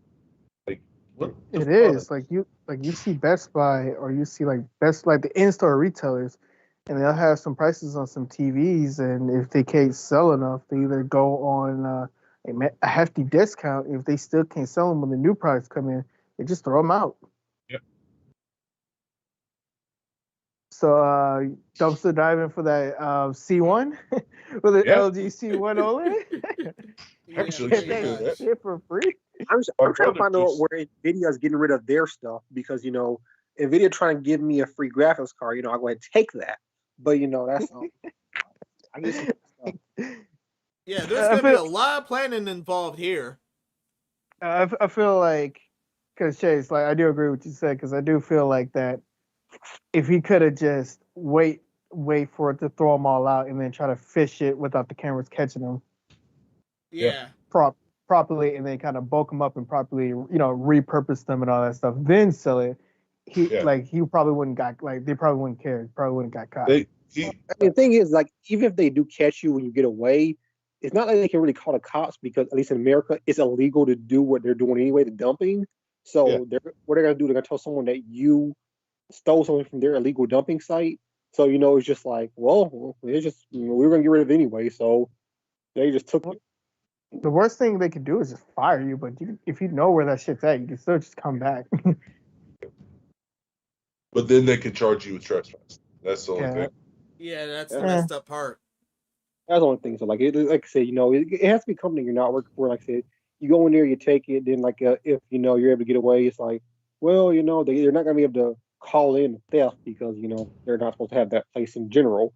So you just kind of help yourself on that. And you're like, okay, you come back, we'll get them trespassing, but you get away with whatever you just stole. Yeah. That's why you cover your face. Even though it was in the trash. Yeah. That's why you cover your face, and you cover your if you come in the car, cover your license tag so you won't get caught. Oh, yeah, just make sure you get a big old truck. That's why you borrow your friend's car. Yeah, you just get whatever you can fit up in there. Don't try to overstuff it, and then just get your little feel. I mean, and then Nah. They can track you by your friends. I'm good. Of any kind. I'm just gonna say that. Yeah. But if they're throwing away, it's not stealing. That's all I'm saying. Okay. Or they could be like GameStop and just like destroy the stuff while they throw it away, because dumpster driver used to be a thing, and then they started cutting their cords because they mad that people are getting free games because you're throwing them away. Guys, if you're not gonna do anything with the games, then you better give that shit to charity. Yeah. I'm just saying, you don't have to throw them away. You can just give that shit to charity. They can at least use them as frisbees. Come on. Yeah. Like, they're not going to play the new Madden, but they can at least use them as frisbees, coasters. Ninja stars. Pizza disc. Yeah, the whole works. Pizza disc cutter, yeah. Yeah. Mirrors. Yeah, they could use that on the latest Call of Duty. Especially for the latest Call of Duty. Oh, yeah. Yep. They could curb stomp it. I mean, come on. Yeah, if the hole's big enough, they can be adventurous. No. We are not going to give the idea to let someone use it as a ring, okay? That's too cheap. Let's be honest. Hey, they're playing pretend. They can put it on their finger. Oh, no, I was being for real. Like, some people just go up and like, here, let's get married. Okay. Breaks the outer ring and uses it as a freaking ring. Like, they're too dumb to realize that they could do the same thing with like a soda bottle or something. So they use a disc. Anything could be anything if you could put your mind to it. Yeah. Imagination. Yeah. Imagination. I hear it all the time about expensive rings, but not rings like those.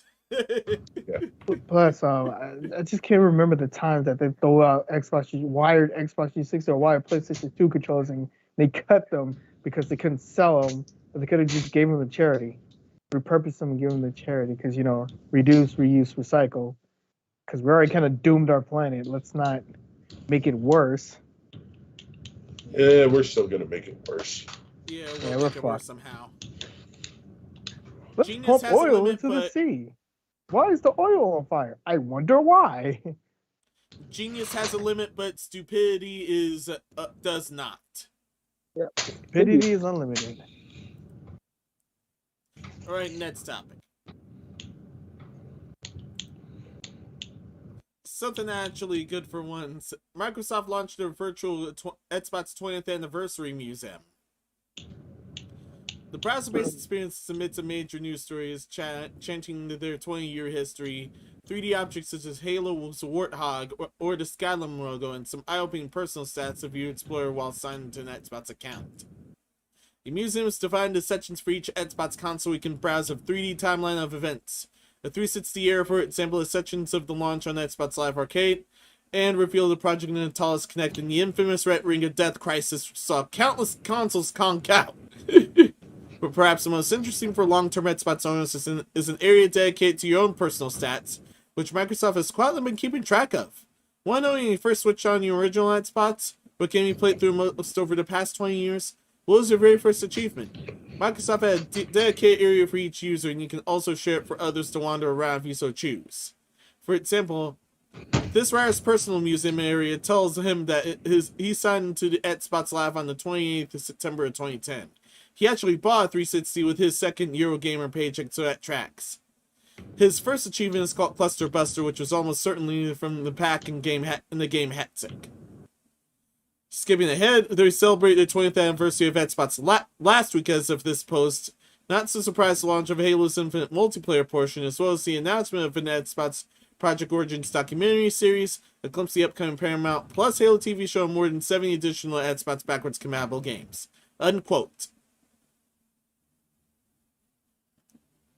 Oh, okay.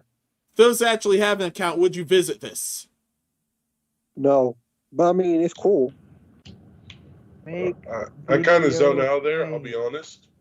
I did too. I heard every other word, but I got the gist of it because I was reading it on the screen. Yeah, you got to read. You didn't want to know. It's cool. I just don't care personally. But it's cool. Mm. Xbox, all I give a damn about is what video games you make. Yeah, I'm make not some that. video games. That's all I care. Yeah, I'm not that invested either, unfortunately. But this is definitely for those who are. I mean, it's definitely cool. I would never say it's not. I mean, so I'm not gonna sit there and act like it's not. Yeah, it is cool. I just personally don't care. You know, when I don't care, I just don't care. I'm not gonna front with anyone. I really don't care, but it is cool.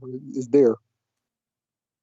What I would like to hear is more about what they're doing on the indie fields. Like, are they making?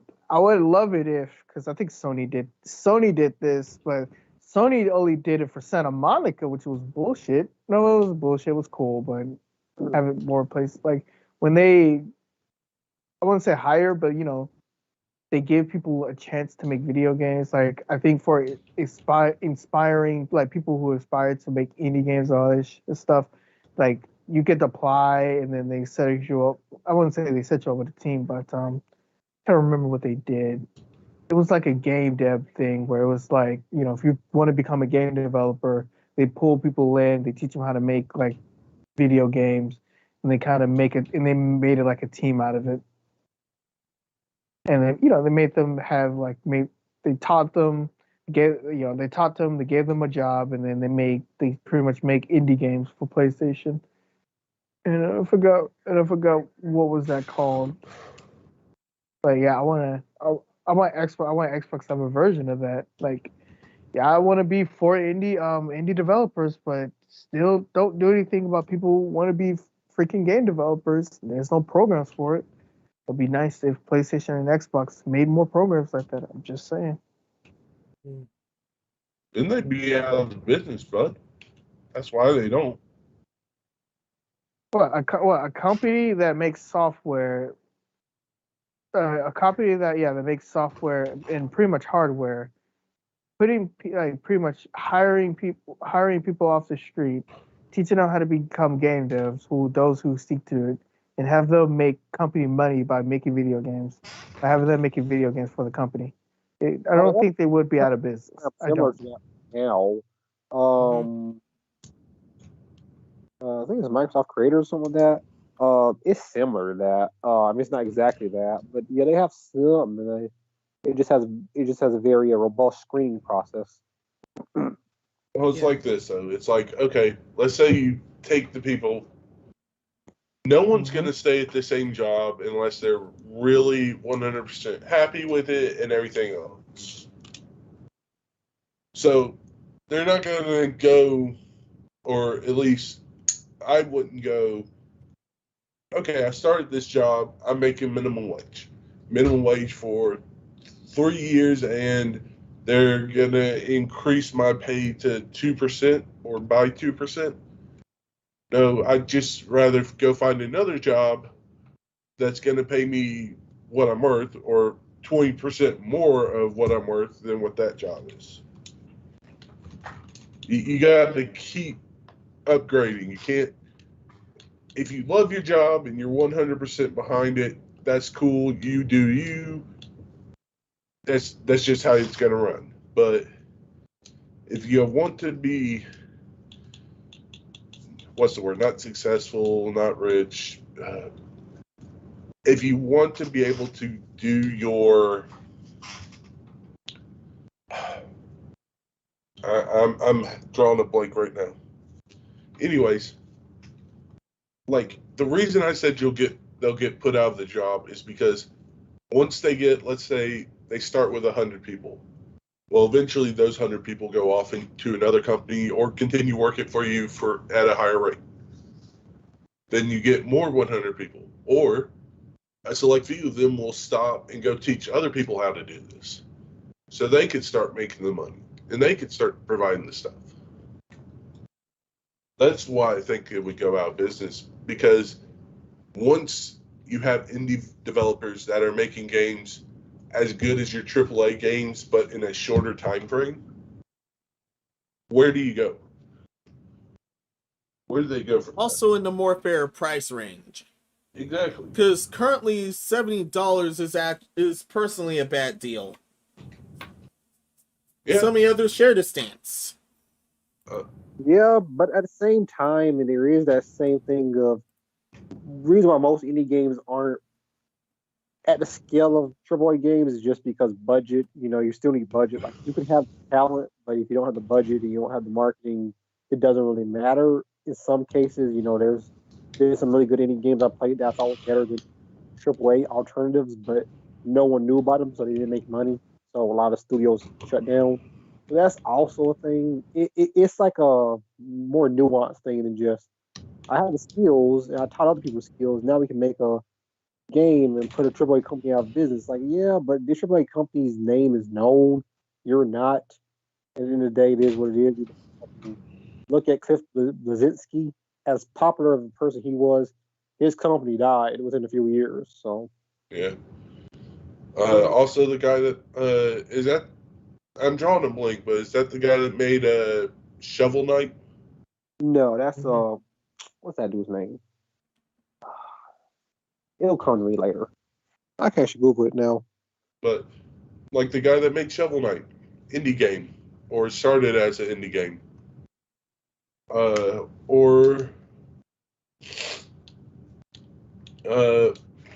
there's a couple successful stories.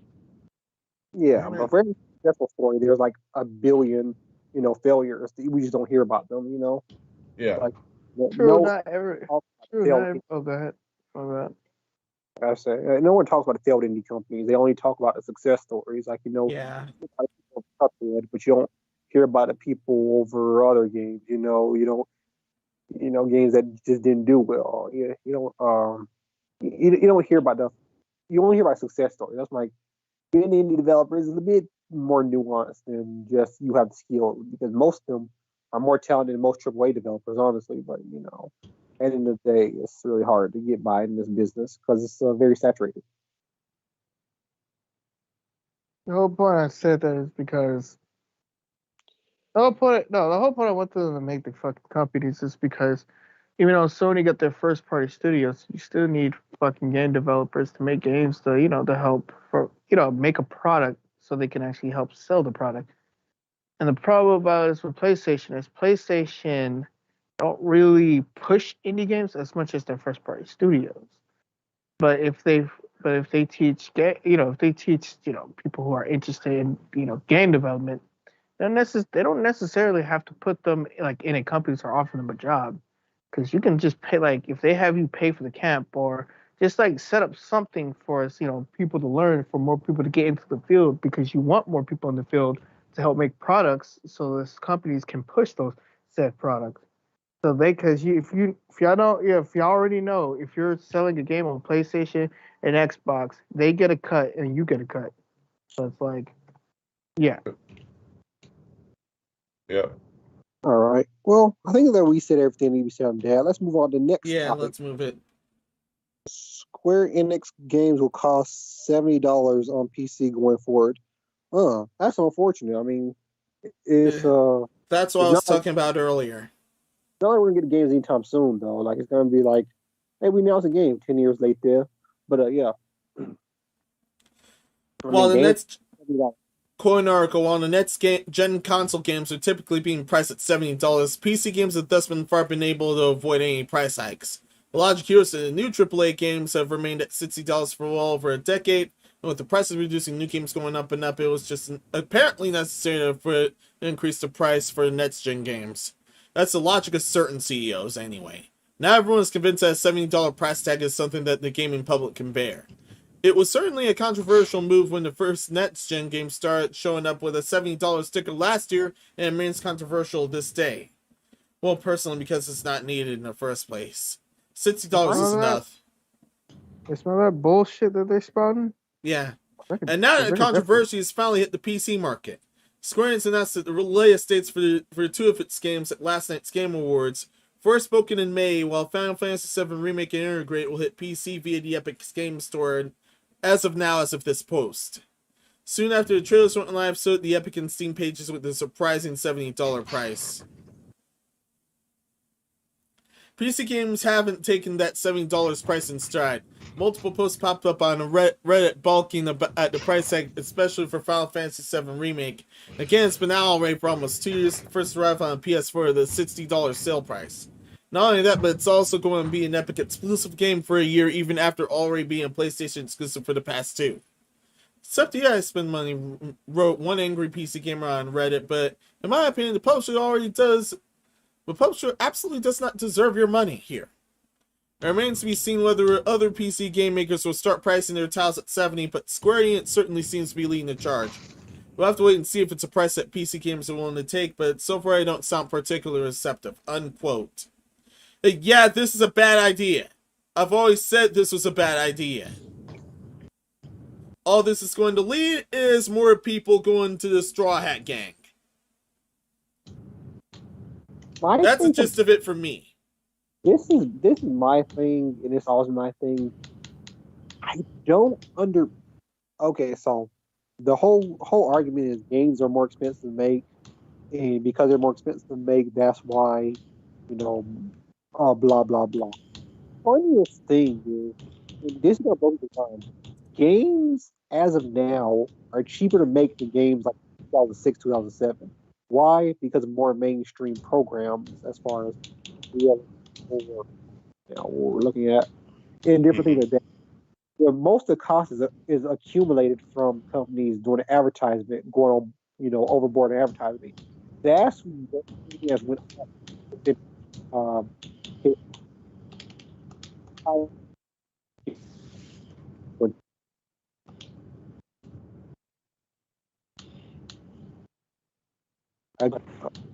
I agree with you, Epic. Yeah, that's the only cost that have actually went up for the companies. Yeah. So when the companies sit here and say, "Oh, we're going to charge you more because we accrue more costs," like, no, you accrue more costs for stupid BS stuff like doing the Super Bowl ads and having your stuff on billboards at the Super Bowl. What do you call those things? I forget what you call them, but you know what I'm talking about. Like, it's just you're spending more money not on the game but on marketing that you don't really need to spend it on. So I don't know. If you want to cut the cost, just cut the cost there because you don't need that. You don't need over-the-top advertisement that lies about your video games. Exactly, and that's what I'm getting at. That's what I'm like. I never understood why games kept steadily going up in price, because even actual industry veterans who are telling you right there, actually, it's not more expensive to make games. That's a myth. It has been a myth for a long time. Yes, from was it from 1980 to 2000? I think they said 7. Yes, the cost of making games went up, but from about 9, 10 to now, that actually has not been the case. So it's really weird that it's like, oh, we're gonna steadily keep rising it. It's like, but it takes you less money to make the game. So shouldn't I be paying less because you're Oh accruing less? yeah. Like, it Or doesn't shouldn't I be paying the same? exactly like it. Why am I not just paying 50 like I did at one point? No, you're Yeah. gonna pay 60. Okay, 60. No, 70. Or the 70. fact that you didn't have to hire all those people in your studio. You didn't need a team of 2,000 to make that game. Why'd you hire so many? the, the problem I find with this is it's not a problem. I kind of find it funny because people on consoles saying like they're Sony and all them trying to push the 70 tech. People was like, we're not comfortable with this. Like it's a weird thing because it's for consoles. It's split into different camps. One side said we don't like this, which I'm on the side of. I don't like y'all trying to push make games even more expensive and y'all not really putting any fucking effort into it. I would pay for a $70 game if it has effort into it. Like, trust me, I would. But 9 times out of 10, some of these games that some of these companies come out with, their games don't come out with effort, and they're trying to charge a $70 price tag. If they was gonna do it for consoles, and when consoles people get used to it and all that shit, then it was gonna do that shit for PC. I don't know why y'all thought y'all was safe. That's the funniest thing. I don't know why y'all thought that game companies wouldn't try to mark up the price of 70, try to make more of a profit, because game development has not gotten more expensive. It's just companies has gotten more greedy than the old Yes. days. Yeah. So pretty much it. Yeah, it would have But been fine if they kept it at 50 to 60. to say that companies, one, I don't think companies need to be charging no $70 for a game, anyways. Like you said, they just greedy. Yeah. They don't need to be that greedy. They're making millions, or someone's making some decent money off of these freaking games.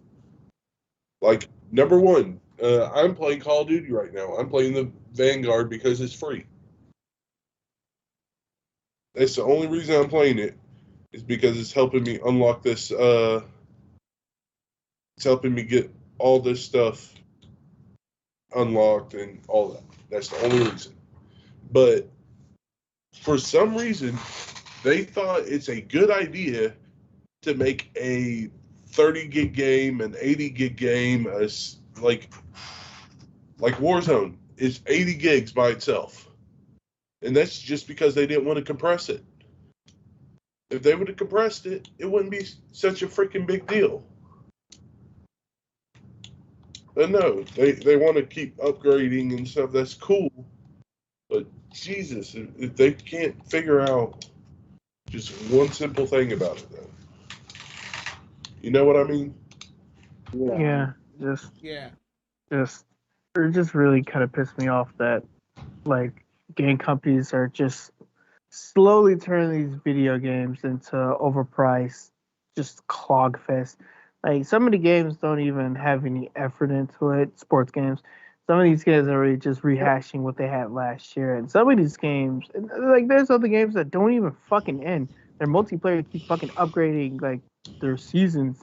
Their multiplayer just keep upgrading year after year after year. And so, and I just like for me, I don't want a game to keep updating year after year after year. I just want to play a game, have fun with it, and then move on to the next game. Yeah. So we're I wouldn't say we wouldn't have another video game crash. I hope we don't. But the more the years going by, it's coming. It's getting a little dangerous. I'm just saying. I don't understand why digital games are $70. I mean, Yeah. digital is a whole lot less commitment on a company's part. So it should never get to be that expensive. It's not like they're storing where you can download this digital game from either. It's like there's usually just one server per region of where this game is being downloaded from that handles multiple clients to download it. Yeah. So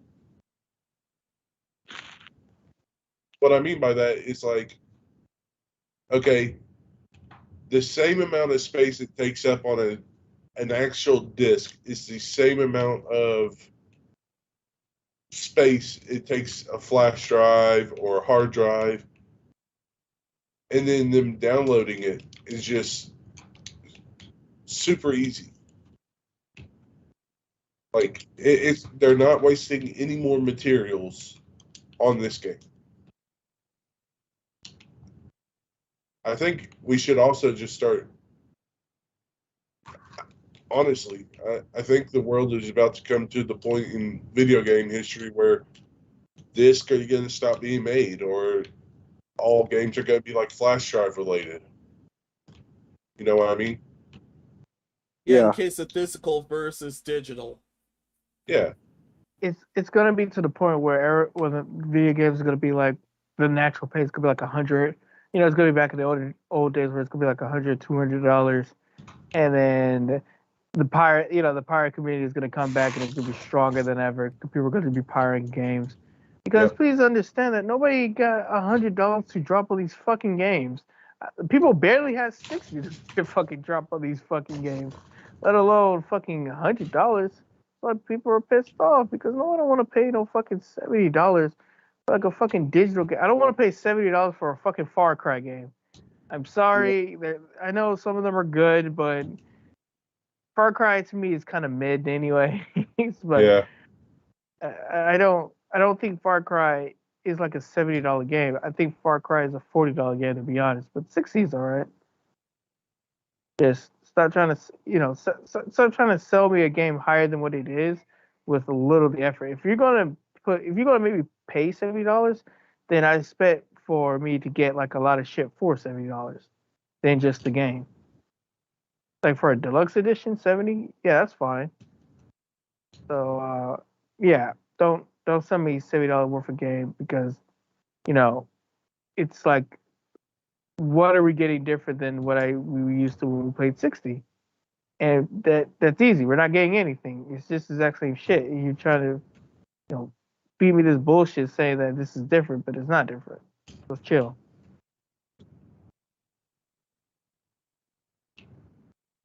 Well, I've got nothing else from here. How about you? That's all I have to say on that. Like, you shouldn't be charging $70 for a game. Yeah.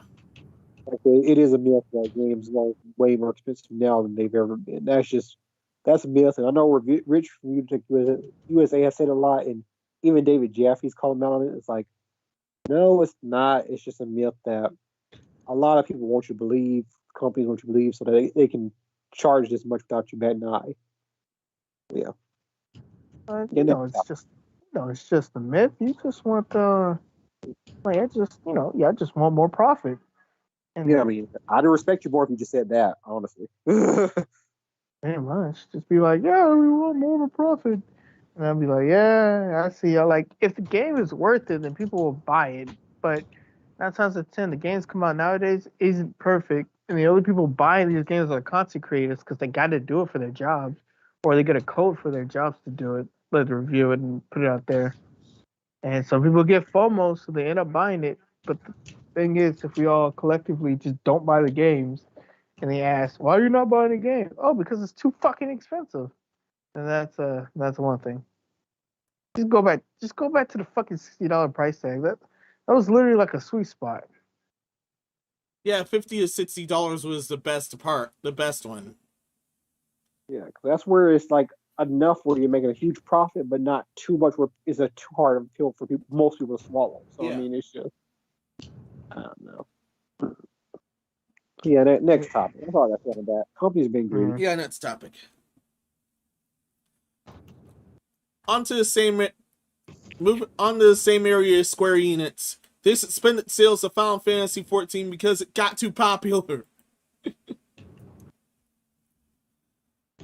WoW did a bad enough job to not only have everyone migrate to Final Fantasy XIV, but also got popular enough to where they ran out of licenses. Square Enix suspended the sales and delivery of Final Fantasy XIV Star Edition and Complete Edition because it's doing too well and the company can't keep up. mean, that's a nice problem to have, honestly. Yeah. The decision applies to both physical and digital versions of the game and will be enforced in the coming weeks. It's a gradual process that will take some time and will require coordination with retail partners at the moment. Both versions are still available in digital game stores, but the company says it will be coordinating with those partners as swiftly as possible. What? Final Fantasy XIV players have been struggling with the lengthy queues ever since the Endwalker expansion came out in late November. Still have to wait hours. I'm pretty sure Master Minos is saying something. I just can't hear what he's saying. Oh, man.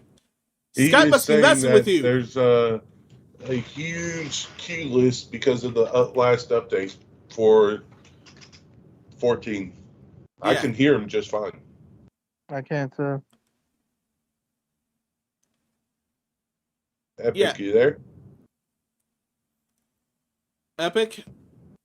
Skype was either messing with him or something else then. Could be his internet. Yeah, it's his internet. His is somehow far worse than mine, and we have the same provider. I'll make Yeah, it but better. you're not in the same location. Not in the same location, of course. Just because you I got mean, the think same about it, internet like- provider doesn't make it better. Yeah, true. Yeah. But just think about the employees you have at a local McDonald's to the a McDonald's. Well, no, their employees are usually shit to talk to, anyways. Who's actually got decent employees? Chick-fil-A. Nope. Waffle House. Let's say Waffle House. Your Chick-fil-A, local no? Waffle House No, or your out-of-state Waffle House. no. Let me just say what you're trying to say. Yeah, go for it. Decent employees. Here's top 10. I want to say top 10 place to get decent employees. Where you gonna find some? Go to an old mom and pop shop. I can tell you right now, old mom and pop shops don't really sell it. They're not really well off business, except for some of them. Not gonna say all of them are, but 9 times out of 10, the employees actually get paid fair prices. Some of them are, and you could tell by just walking in and talking to them if they're getting paid good or not. If they're in a cheery mood, they're getting paid good. If they're not, they're not. Yeah. Yeah. Or to they're, them or they're and injured do or it. something. Yeah, I went to Outlet Mall not too long ago, and I went to a fragrance shop, and the dude there was so nice. I almost bought some there, even though those were real items. Wait, what am I doing? I feel so welcome. I almost bought some at those outrageous prices. Oh, yeah. A good customer service is very very hard to come by. So it can really change the tide of stuff for you. All right. Yup. Back to the topic at hand. 14 players have been struggling with lengthy queues ever since the Antwalker expansion came out in late November. They still have to wait hours to get into the server and be able to play the game. In its announcement, Square Enix explained that it had to suspend 14 sales because the dense concentration of play hours far exceeded its server capacity, especially during the peak times. The developer previously said that it's unable to add more worlds or servers prior to Endwalker's release to ensure it can accommodate all players due to its global semiconductor shortage.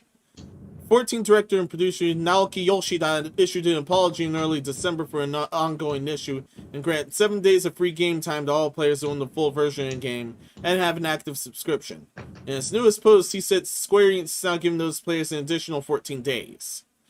In addition to halting the sales, the company will prioritize the logins of people with an active subscription going forward. It will no longer accept free trial subscriptions, and current free trial players won't be able to log in outside of late night and early morning hours anymore. Unquote.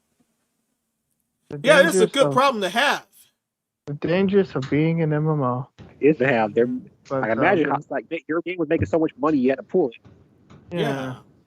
The problem about this is they can't add any more servers because they can't necessarily get the components to add another server. Yeah. And they're stuck, and they're very stuck right now because it's they didn't anticipate this much. They did anticipate this much people. They just didn't have the components to add as much service as they could. But I mean, they're both. stuck. I would just try to figure out a way to convert new servers. That would be goal number one. They weren't made to because this is still technically a pandemic, so a lot of people they go to work and they come home, or some people are still just home and they're just playing the game. It's not like they're like it's not stifled like it was before the pandemic happened. So, this game in a lot of other games, like for example, World of Warcraft, other online games, had dissuaded people from playing them, so they moved over to Final Fantasy 14. And that's just a lot of people on this server. I mean, more than we're ever probably gonna be on a server at any given time before any of this happened. So I think that's just the thing. They just have way more than they bargained for. Well, once again, it's a good problem to have. They're making so much money off this game. I mean, they're making bank. And that's good for them. Very good for them. I would love to have that problem, honestly. That's what I'm saying. I love that problem. We're too successful. We don't got no more space. I'm like, yeah. Sucks, don't it? Hey, Fortnite, I know you just released this season, but can we have one of your servers, please? You're not using it right now. Bro, ask Cliff Blazinski for his servers for Radical Heights. No. Sorry. No. How about they take down that goddamn fucking mobile game, First Soldier, and have them use that server, you bitch. Bro. Bro. Let me see that server. Like, dog, y'all have a fucking Final Fantasy, like, third-person MMO Battle Royale game. Like, nigga, just give those servers to fucking 14. You're not using those. Now, Ark, was it Survival, Evolved, whatever? They didn't go ahead and give those servers. Who's playing that game right now? No one? 10 people, probably. Go ahead and give those servers to Script. Yeah, it's unfortunate, but yeah. Actually, might as well. Like, why not just buy server space from other companies, I guess. That's what they're going to have to end up doing if they can't get the resources to get their own server. Because they can't make them right now because the whole semiconductor shortage and stuff. Best thing to do is to buy them. There's a bunch of ask Microsoft. I know they got a shit ton just lying around here. Ask Google. Man, it's Google. Ask Google. Google's gonna be like, yep, but we're gonna need a huge cut. Huge fucking cut. And I know they're gonna be like, you're gonna need a huge cut. Yeah, they're going to be about more BS than anyone else there. They might as well not try with Google. Actually, no, Google's going to piss them off somehow. I know they're going to piss them off somehow. Yeah, I mean, they're Google. we want it on Stadia, and we want some Stadia exclusives, and it's going to be $10K for every hour of the server being on. What the fuck?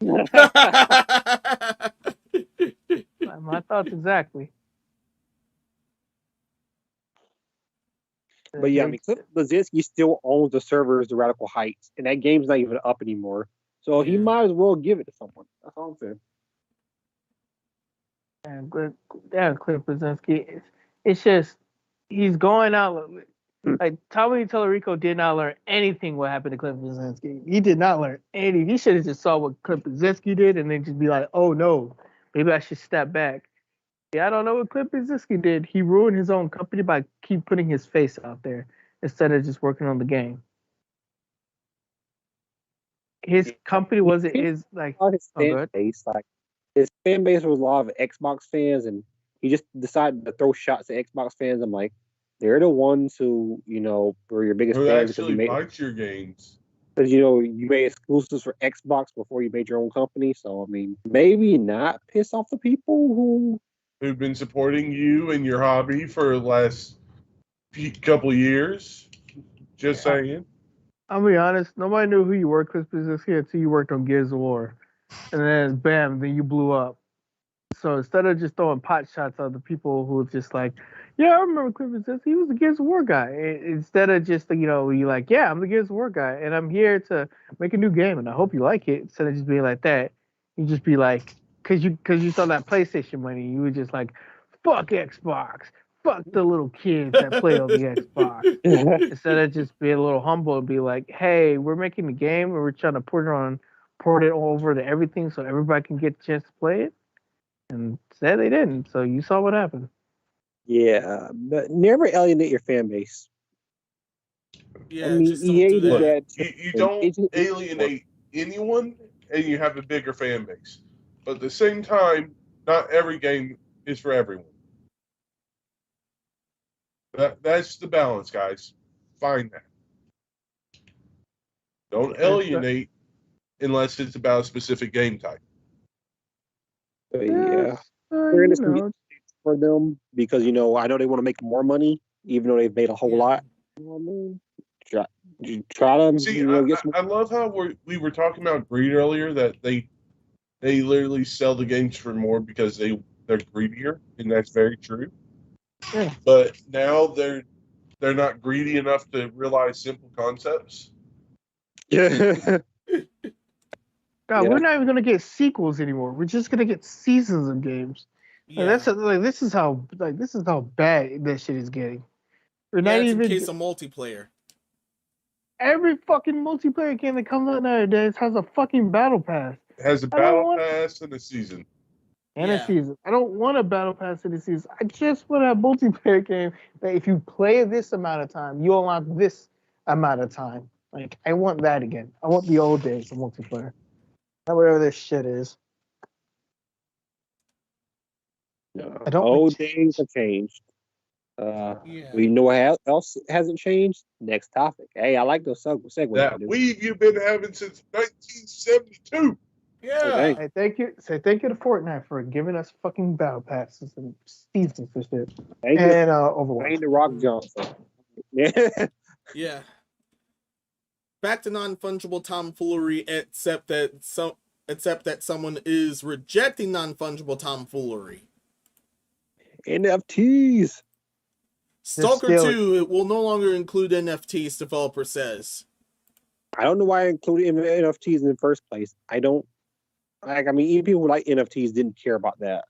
Like, like Burger King is trying to do this whole you order on their app, you get an NFT. I'm like, for Burger King? NFT these nuts. Who cares? So yeah, NFTs have gone off off the charts now, man. Everyone doing NFTs. This happened in under 1 day in. Under 1 day in. And 100% to be clear with everyone, does everyone know what an NFT is? Non-fungible token. Non-fungible token. To those who don't understand what that means, basically everything has a bit space, and it just takes up that particular thing. You own that particular blockchain of whatever you bought. You own that blockchain. Actually, I got you. I can explain it better. It's stealing, but not stealing. It's owning something that is not really owning something because it's all in the cloud.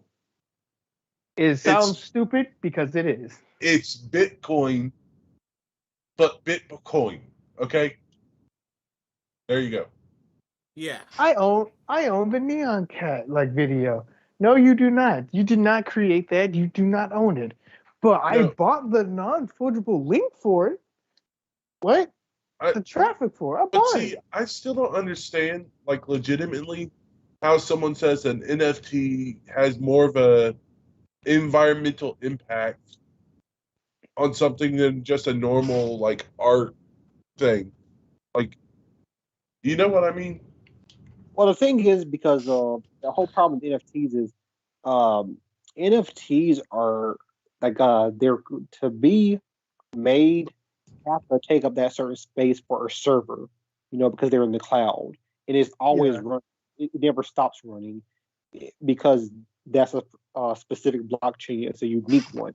And now there's millions to billions of these blockchains are unique that need multiple servers to house them.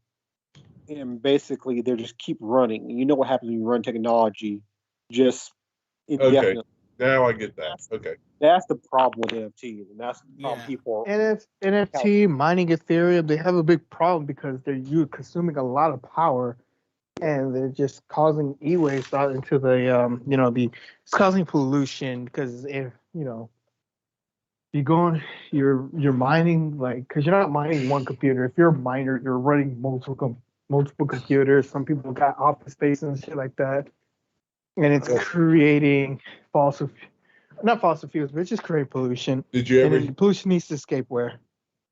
Have y'all heard about the GPU? The GPU that costs $5,000. That's only for mining Bitcoin and other Bitcoin accessories like NFT stuff too. I haven't heard of it. I haven't. It sounds about right. Sorry for the excessive noise. I'm sorry. If you need to mute me, you can. Okay. Yeah. According to the article, I don't care about NFTs. Like, I mean, there just needs to be a better way to go about these. Yeah.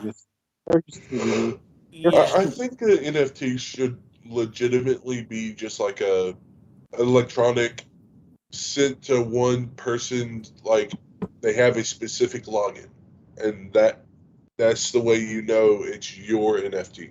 And if someone tries to log in and it's not from a device you perceive as your own, then they can't log in and view whatever you paid for. Quoting article, GSC Game World developer Stalker 2 announced it will be removing NFTs and any NFT-related content from its upcoming game, reversing its decision to integrate them after a huge fan backlash. The change comes less than a day after the studio was revealed in-game them after fan backlash. The change comes... darn it. Who is slurping the soup in there? What are you talking about? Oh, that was DC. Continuing. The studio revealed in-game NFT auctions for Stalker 2 that would have added NPC modeled after the winning bidders. The development of Stalker 2 suffered from numerous setbacks over the years. Although the game was first announced all the way back in 2010, the original Stalker 2 was canceled in 2012 due to financial hardships among other issues. After GSC Game World reformed itself, it revalued the game during 2018, much to the surprise and delight of longtime fans. While its predecessors were releasing back in 2007, gamers have been waiting for a long time for the franchise to continue, and excitement has continued to build as Stalker 2 will utilize the Unreal Engine 5, being one of the first games to do so. The title is now slated to launch in April next year. In this message posted to the official Stalker account on Twitter, GSC Game World stated that it will now be canceling and removing all NFT content from Stalker 2. This is a direct result from the community's overwhelmingly negative reaction to the idea, which had been getting worse and worse in the day since NFTs were unveiled for the game.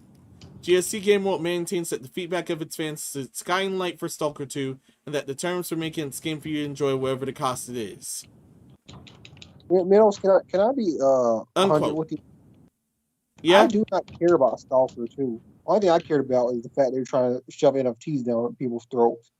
I do not care about Stalker. So, yeah. That was all. It looked like a beautiful. It looked like a beautiful Metro Exodus. The game was out of the wayside for me up until here. Yeah, so I don't really care about Stalker. I just care about NFT shenanigans, and I'm glad they reversed that. So yeah, that's about all. Yeah, NFTs have gone way too far already. I've seen people that burn entire livelihoods on them.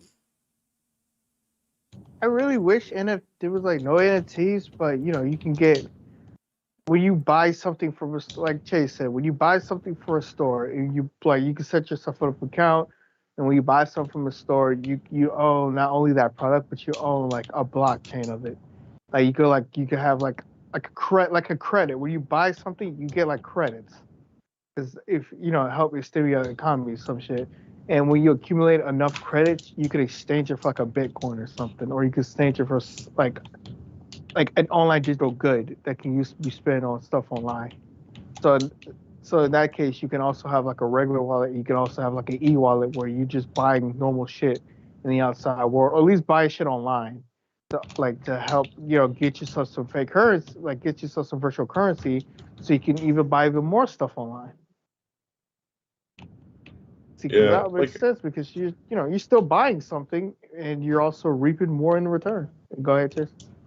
Like that, I agree. As far as I would want it like one of the artists I follow on YouTube is 1000. Shout out to 1000. I love his art.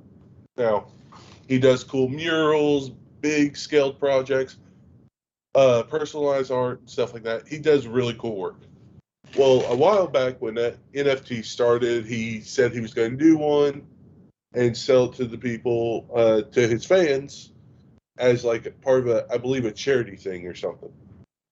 Mhm. And he does, like I said, does really cool work. Anyways, literally the next video, he apologizes because a lot of his fans were telling him how bad the NFT was for the ecosystem. And I was blown away by it too. But the fact that NFT, I feel like there should be a way to do an NFT where it's not going to cause like the eco side of danger that they cause. Like something as easy as like because it's artwork, I'm more or less thinking about artwork.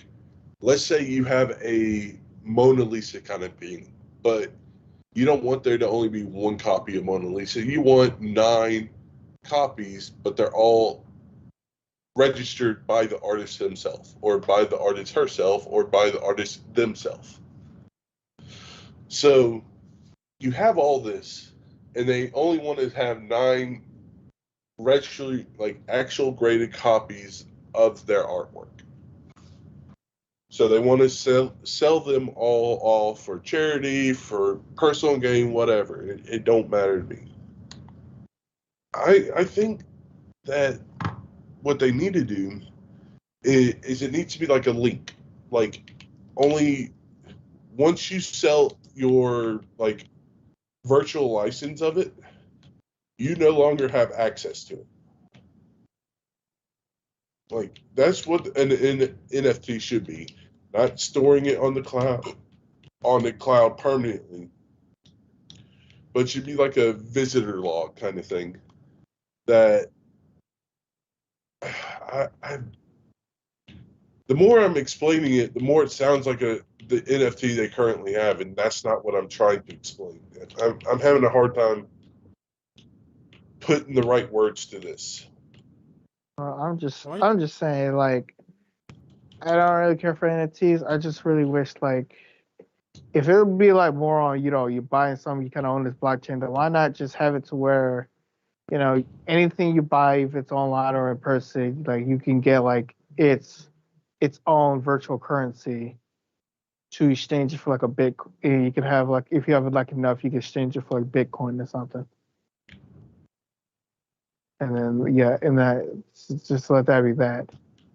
Because to be honest, I know Bitcoin is the wave, but Bitcoin has been used for nothing just yet. And if it keeps being used for nothing, I don't see no point in getting Bitcoin. I feel like Bitcoin is only like a pump and dump scheme nowadays than anything viable because it hasn't been used for anything yet. Well, I believe that's what it was in the original of it. It was originally created in 2009, or it was released in 2009. Yeah, because I pictured that Bitcoin was supposed to be like that. Like I feel like they wanted it to be like that future currency, where when we get rid of dollars and all that stuff, we can use like Bitcoin to pretty much pay for stuff and things like that. But since Bitcoin's is not really secure like that, I don't think that'll ever happen. Even though it's like it's secure on the blockchain, it's not really that secure. If a hacker wanted to, a hacker could get in and take that shit. If you really wanted to. I mean, Bitcoin is no harder to hack than like a national protected secret. Like, I'm not That's what, saying go hack a national secret. I'm saying that there are hackers out there that've hacked major computers and major government computers. So they would ease. In my mind, I think it would easily enough be able to hack a freaking number generator for a coin worth. You know what I mean? hmm.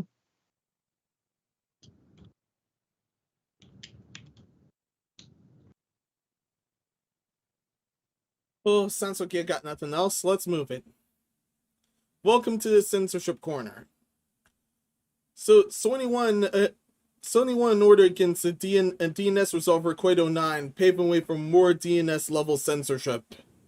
Ugh. So, it is not gonna stop anytime soon in case of Soyny. Ugh.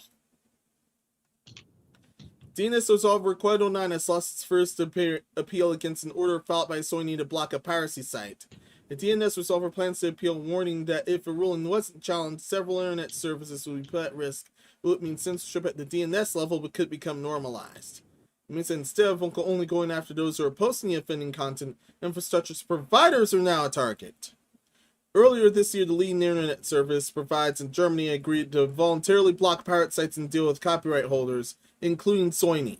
The INS implemented that blocking at the DNS level because that's all they have for their own DNS resolvers. So it's not just the posters, it's everyone involved in that DNS. Oh, how terrible. DNS resolvers help circumvent such blockades. Instead of using ISPs, DNS resolvers use switched to alternative resolvers such as Quato 9, OpenDNS, Cloudflare, and Google. A few weeks after the deal with German ISPs, Soyny Music obtained an injunction requiring the Quato 9 to block a popular music piracy site. The court documents that they do not name the piracy site. But after blocking the order, Quato 9 appealed. The organization explained that it does not support piracy, but it feels the order is overreached considering it does not directly provide the pirated content. Original court in Hamburg upheld the order, but the organization claims it will not give up and will appeal the order in a higher court. We're disappointed at first set hearings and in what we think is an outcome that's not consistent with the legislative intentions of the German government, Quad's general manager John Todt said. There are a large number of internet-based services in which we think ultimately put at a serious risk by this ruling, and we will not stop our legal challenges on this injunction. Todd explained that the case is not simply about his organization, but about defending the rights of internet users and other service providers that might be impacted by the order. We will continue to pursue our legal fight against what we think is the outcome that threatens the very core of the internet's ability to be a useful and trustful tool to everyone. Corporations should not have the ability to directly demand that the network infrastructure operators censor sites, Todd said. Unquote.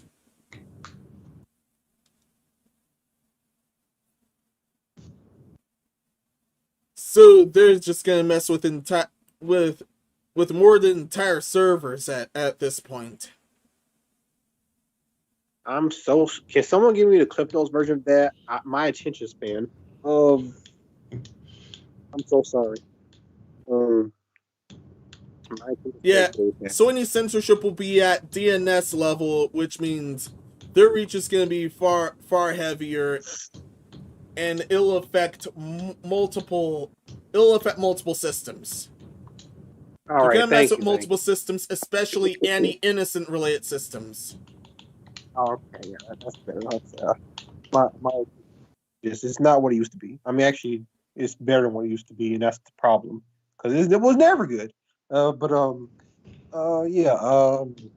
mean, Sony wins again, baby. But is that reference? But no, I get it. This is sad. I mean, but it is what it is. I mean, we're gonna have to get a bigger company to, pay this to court and win.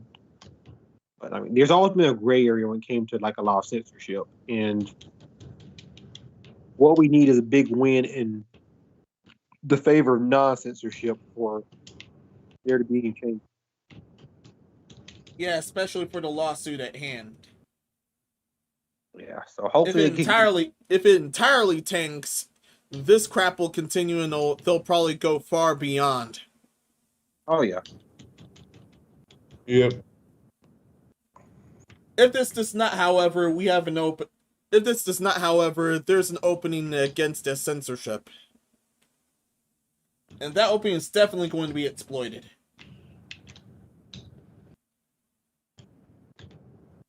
That's all I have for this. All right.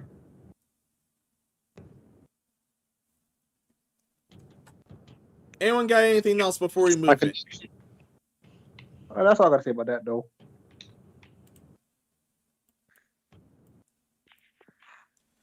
Yeah, this next topic will be even quicker. All right. Quick was topics. Let's go. Soyny Xanaplatz finally took over Fate Grand Order. They made another accusation for their mobile efforts. Which means this is more of a censor watch topic, because from this point forward, we'll have to look out for more tomfoolery involving this game. Well, in case of the global version. However, if anything happens for JP, there's definitely going to be rats involving that. So everyone definitely watch this game. Watch out for anything involving this game. They used to be owned by Delightworks, but now they're fully owned by Anaplatz, which is fully in Soyny's reign.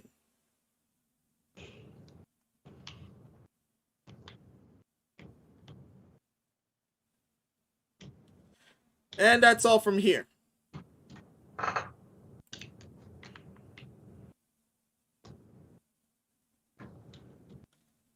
Are you expecting the same? And is everyone expecting the same bad shenanigans? Yes or no? Oh, definitely. Yes. Oh, they're going to censor the best out of that game. That game might get censored times 10. Or that show. If it doesn't get censored, that's more of the surprise than anything else. If it doesn't get censored, it needs a patch. Then it'll be censored. Oh, yeah. You heard Nintendo has the ban hammer, so only got to censor him. Oh yeah, the guy that was sub-running anime on Abigail Williams' release, he was gonna straight up mess with her until Delightworks and everyone else said no. He backed off, but Emiya Alter wasn't spared. His dark chocolate got removed for some good reason. That messed with lore entirely. So now I'm expecting either my best bets are either him screwing with Abby for NA at least, or JP's version of Emiya Alter getting screwed with. These are my two bets. If either of them happens, all I have to say, I called it from here. Which one looks more like his ex-wife? That's my bet. One in the very middle. Which one that looks like Appa's big weird toenail? Sorry. When he's done with them, they're gonna look like Jar Jar Binks. Means to save you all. Yeah. Or they could go even further and do it. Or it could go even further and do what China did. They not only removed artwork, but they also removed names. They didn't remove artwork and names. They removed time from playing games. That's why they're a fail. Yeah, they really did. China gonna be winning a war this year. China someone needs to make an animation of China and their whole name turning into an L so they could take this L. Just go ahead, spell China and shape it like an L. That's their award. Yeah. It's just their obsessiveness on wanting to control everything. It's going to be their downfall. Yeah, it's definitely going to be their downfall.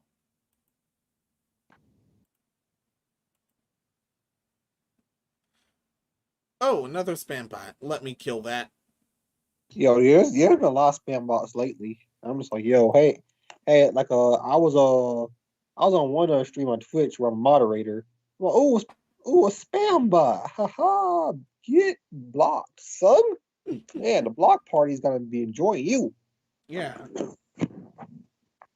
I had to deal with coolest bot on the block. I had to deal with that my last stream at my madhouse. I dealt with that on one of your streams. There was two. I said, well, man, that's crazy. I said, that's crazy. The block party just got bigger. and I can actually watch chat through regular OBS. I didn't have the time to implement it through Streamlabs.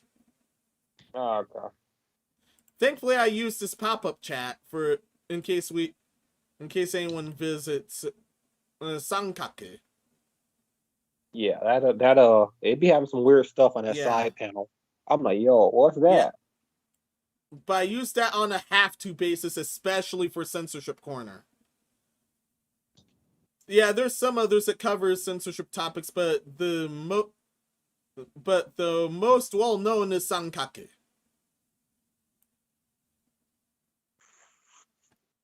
I also have a censor on screen to cover those in case of any accidents that the participants see. Thankfully, the audience will be covered, and Susan won't nuke us then. Oh, that's why I have that. If you've Susan seen, still got nuke us, bro. She still got nuke us. It's just a matter of time. She still got nuke us. We've said a bunch of out-of-pocket stuff. We get nuked at some point. It's not a matter of if. It's not a matter of when. Yeah. No matter if. Yeah, it's a matter of when instead of if now. Yeah, I've come to terms with that already. I'm gonna wake up one day, my child nuked. It's happened to too many, especially my beloved streamers. Yeah, your madhouse is gonna become a fun house when they're done with it. Yeah. Oh yeah. We get nuked, but it's okay. It's gonna be a cool ride till then. Next topic. All right.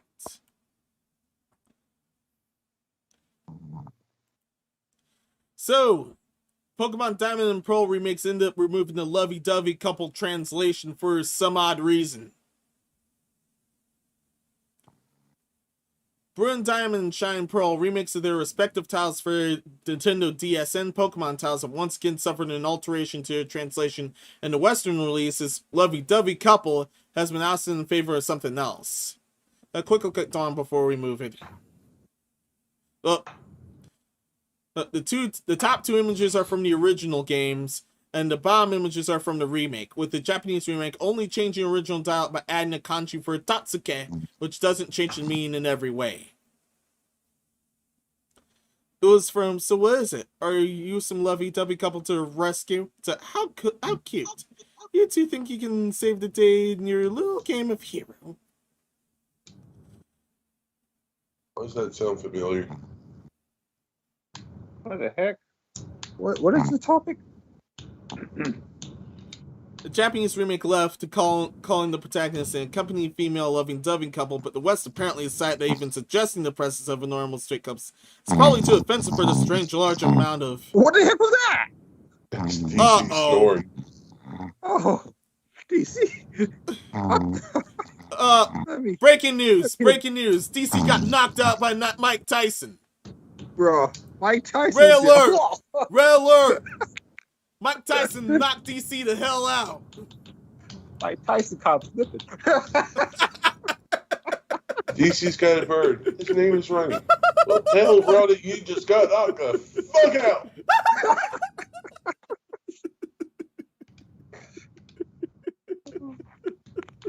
That's funny.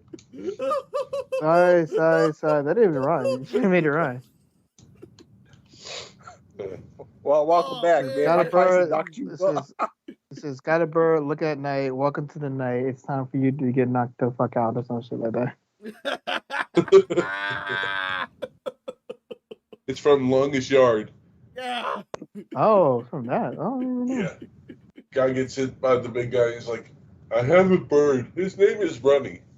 Well, tell Ronnie you just got knocked the fuck out. I thought you were quoting Friday at first. Got a bird. That's what I drives a thought, Chevy. yeah.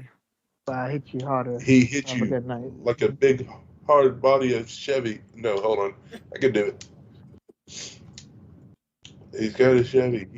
He hit you hard just like a big body. God, I can't remember it. I love Fallout. Oh no, it's a cool fucking show. But I'm gonna it's like 11:54. I'm gonna call it a night here. Yeah, have a good one. All right. Thanks for everything, DC. Yeah, I'm about to call it night soonish, I guess. Depending on how many tops we have. Counting this one. I Don't think worry, we got. audience can't see.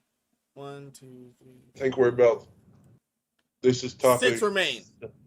6? Okay, I can do that. 6 Remember, topics we have a cap or of 20 6 in this topics. segment. We have I 6 can't, left. Yeah, I can't do anymore. Okay. So the What Superstar is this? DC is signing off. Yeah, have a good one. See you, bud. See ya. Peace.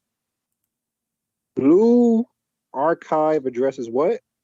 Oh, wait, We're not there yet. okay. Right now, Oh, yeah. Right now, we have another censorship problem with Pokemon. Oh, yeah, the lovey-dovey. Yeah. Honestly, I don't know what to say about it. I mean, the West doesn't like relationships. I mean, I don't know why. I mean, this is incredibly dumb. Incredibly dumb. The West being us or the West being us. Okay. Yeah, West being us.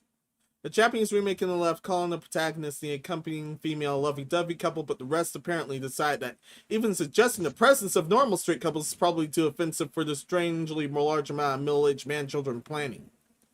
The individual provide more examples of questionable Western translations for Pokemon games, and other user also provide some interesting information. And this chronicles the past censorships of past Pokemon games until here. You want to know why the West has a problem with it, Epic? Why? West has a problem with it because we don't believe in relationships anymore. We believe everyone should just have sex and then leave and get the other person pregnant and walk out. That's where that boils down to. Yeah, pretty much. When stuff like this gets censored, I don't 100% really understand. stop caring about relationships. Yeah, and if it isn't that, they keep attacking BS laws to a point where one side of the party is like, screw this, I can't do this anymore, and that's in increasing numbers. Yeah, I really don't understand. Like when stuff like this gets censored, I'm like, what? Who was getting offended by it? No one. The thing is, these companies are censoring stuff that no one complained about now. It used to be Twitter complaining, and like, okay, we'll censor it. But now it's like no one complains, yet they still censor it. Why? You know what I would do? Something? Or someone woke us at the helm. I would create a game just solely based on renaming every color to a different name of color. Why someone get offended by that anyway? Purple would be like chartreuse, just changing the names of everything. So when someone says, I got killed by the red guy, I'd be like, no, you got killed by a green guy.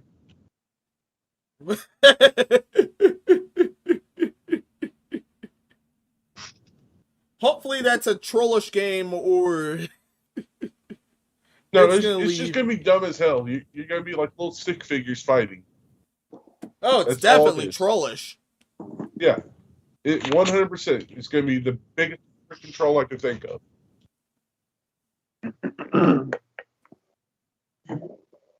Of course.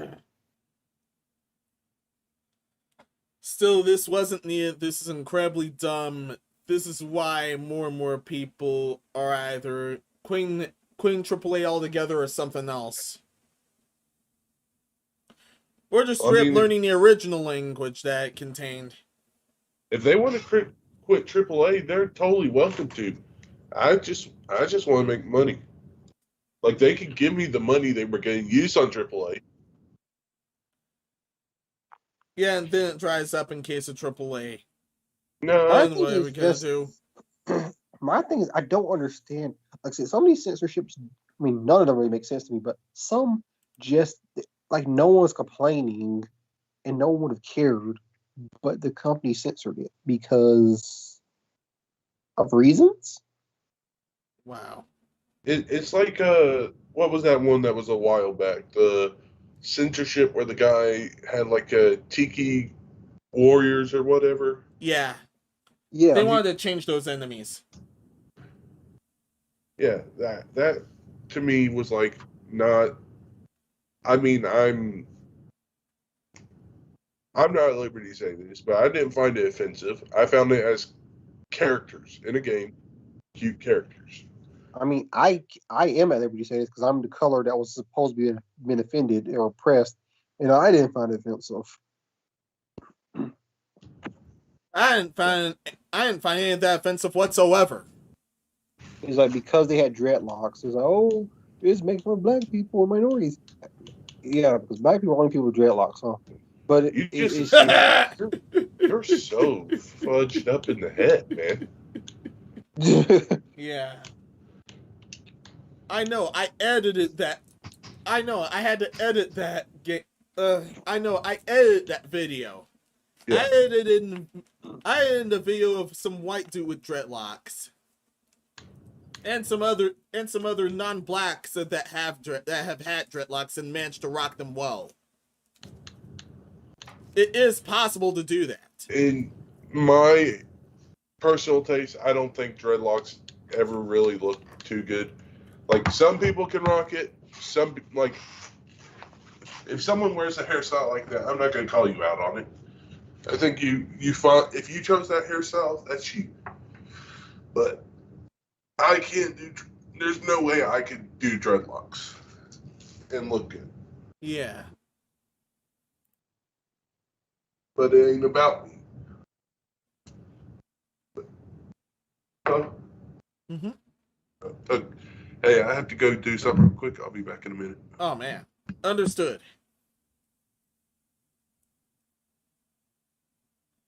He's I mean, that's all I got to say on this topic. Yeah, same here. They censor over everything now. That's crazy.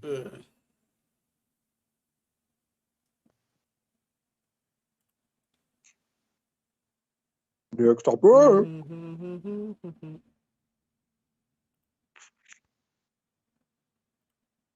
Mess with everything, and yeah.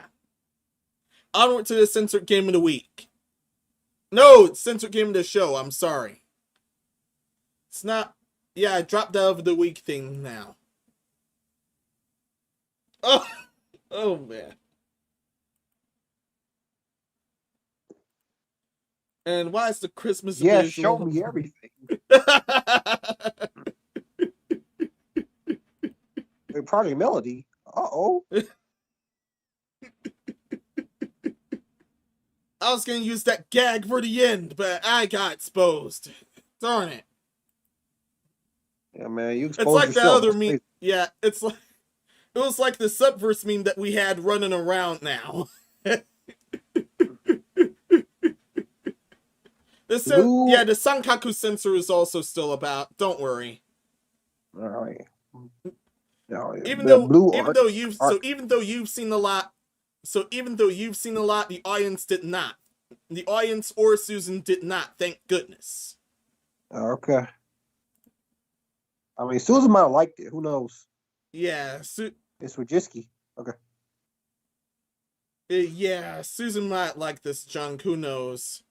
Don't worry, audience can't see the bad stuff. Hey, and now this is gonna be memed around. But that's just a teaser announcement, nothing else. I might have to check that out. Yeah. Well, same. Yeah.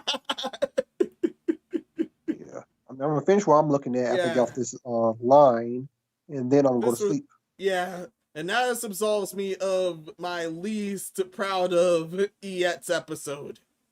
It contained a world of simping. That's why I'm least proud of that, but actually onto the actual censored game of the show. Blue Archive for the developers backing on their word, Ala Danmachi Memorial Freeze. The official Twitter account from the mobile game Blue Archive has made an announcement regarding recent criticisms. These criticisms stem from changes observed between the international and original Japanese versions of the game. The changes appeared during the recently added main story following the students of the Game Development Department Club and the Roblox student Nintendo Addis. One CG scene with Addis features the character in a state of undress with the chest covered by her hair. In the global version of the game, the CG has been zoomed to hide all but Addis' face. There was one in Sankaki, but it's too much. At this point, everyone's seen too much already. I mean, Project Melly and Nut, between worlds. Yeah. I mean, listen. I mean, I'm down, but Yeah, continuing. Another criticism that girl results got a from. big gun. That's crazy. How is she carrying that? Yeah, good question. No way she's human. Well, then again, this happens in anime all the time. Yeah, and most time they ain't human. Yo, she got a Nintendo Switch. You see that? Yo, she got a Nintendo Switch. She got a Nintendo Switch OLED too. That's a new one. Anyway, another criticism from the character's name, which is Japanese. ID students commonly translated as Alice. However, localizations for the game instead chose to make her name Addis, despite Alice and Roman letters being visible on her gun as seen here in this page. Due to the criticism of the producer of Blue Archive, Kim Young-ha released a formal statement in English for fans. In a statement, he reiterates Netson's allowed commitment to offering the same service to all players. However, he also comes that the change was due to external requests while elaborating on what entities made such requests. In other words, they were afraid they offended someone, so they had to do this.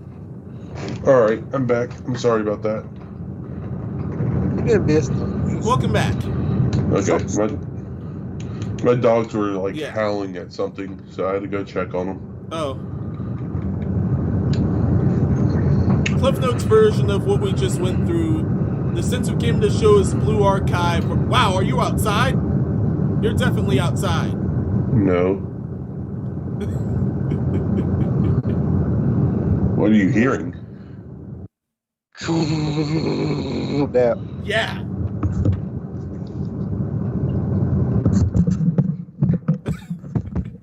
That was either your fan outside or something else. Is it better? Much better. You were just hearing one of my PC fans, and it's not that loud. My mic is that sensitive.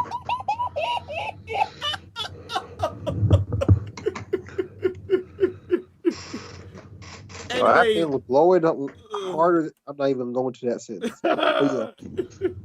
Go ahead, Epic. How hard was it blowing? The last hentai he saw. Well, yeah, it was blowing more than a particular show I was watching. Let's just say that. What? It was blowing more than the video you started watching at the beginning of this podcast? Yeah, I bet so. Yeah. There's a bunch of blowing in that one, too. Yeah. No pauses on that.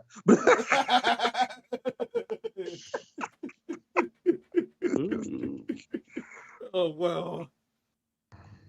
To recap what we just ran through, the Censored game of the show is Blue Archive because basically the developers promised that they wouldn't censor the game. There was huge backlash because they censored one character CG where she was in a state of undress and the important parts were covered by her hair in the Korean version. Also, in the global version, however, it was panned to just her face. Sounds like censorship to me. Yeah, totally. And this ended up resulting in them skipping the statement here. This ended up resulting in the game being review bombed and being completely roasted to hell and back. This is basically the exact same thing as Danmachi Memoria Freeze. Yeah, of course, some people are trying to let it slide, but the damage is already done. Most people have left global for the Korean version because the Korean version also is English. It also is English, what's the point of mind playing you. the English version? Like what? What was the point of making an English version? Best guess was because of Google services and junk.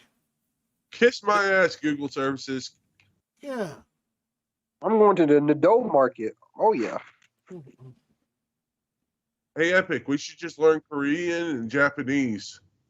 Yeah, that's what's basically all these censors are telling us now. Whoa, right. Well, I wasn't talking about the game type. I was just talking about that we should create a game in Korean or Japanese. Oh yeah. We would probably get Yeah. a lot less regulations to worry about. It was my point. Yeah, preferably Japanese, but then there's also some related things alongside Korean Hangul, so that's why some Koreans end up picking up Japanese faster. That's what I've heard from those that learn both. Oh yeah. Well, like from a lot of people know like different languages like around those areas. They say like there's a lot of similarities in them.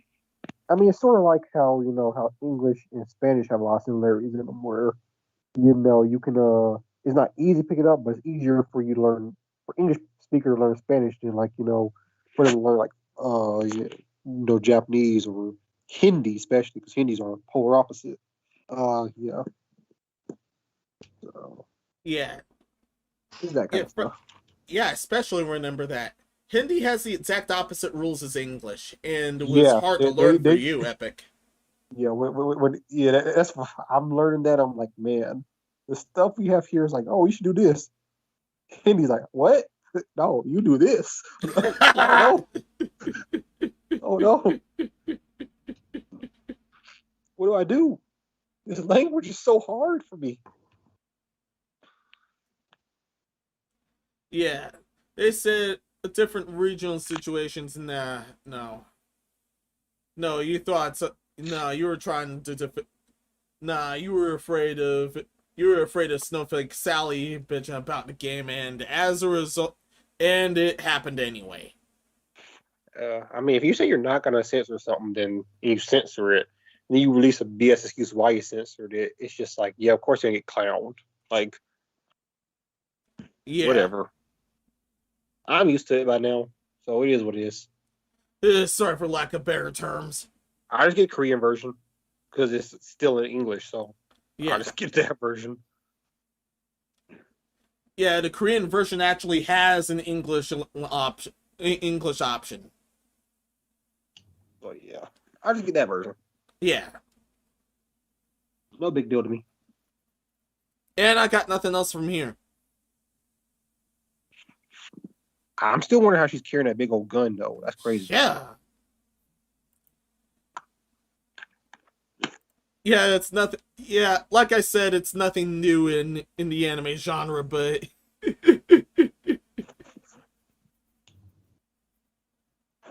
giant guns are the norm. Giant swords are super common. But anyway, let's move it. Okay. So now here's Here's Hot what? Sot's favorite segment. Welcome to the dumb news section. Everything we've talked about has been dumb news, so Pretty much. This whole thing has been clown world. That's crazy. Yeah. We should just call this podcast Clown World Podcast. Yeah. That's what it has been. A very clown world Christmas. That's what I'm gonna name the episode now. Oh yeah. Aside from the first topic, everything else has been clown world. Yeah. Like, the first topic about him passing, that was the only topic where I was like, okay. Everything else is just derailed.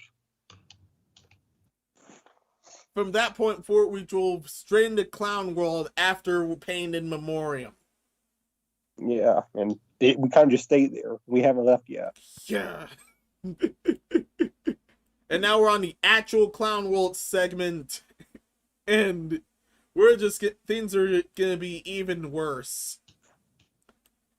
First off, okay.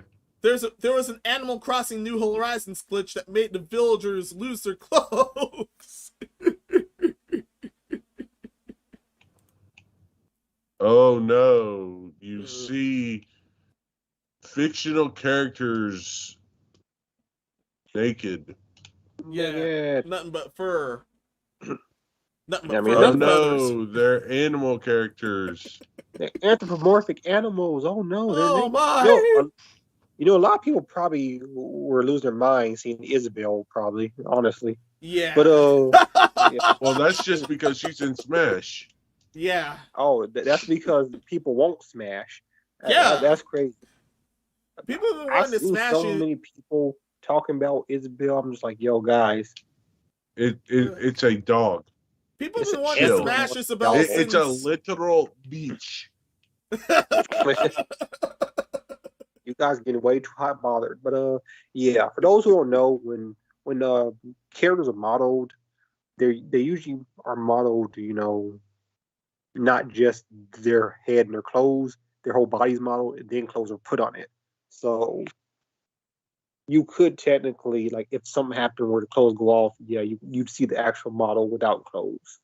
And that's kind of what happened here with this like new glitch that is not been patched out pretty quickly, probably. Yeah, it was patched out according to Oracle. Fixed Simple issue. mod. I mean, it's not. It's kind of just dumb. Like, Fixed an issue where facility members wearing clothing that uses custom designs to appear to be not wearing any clothing.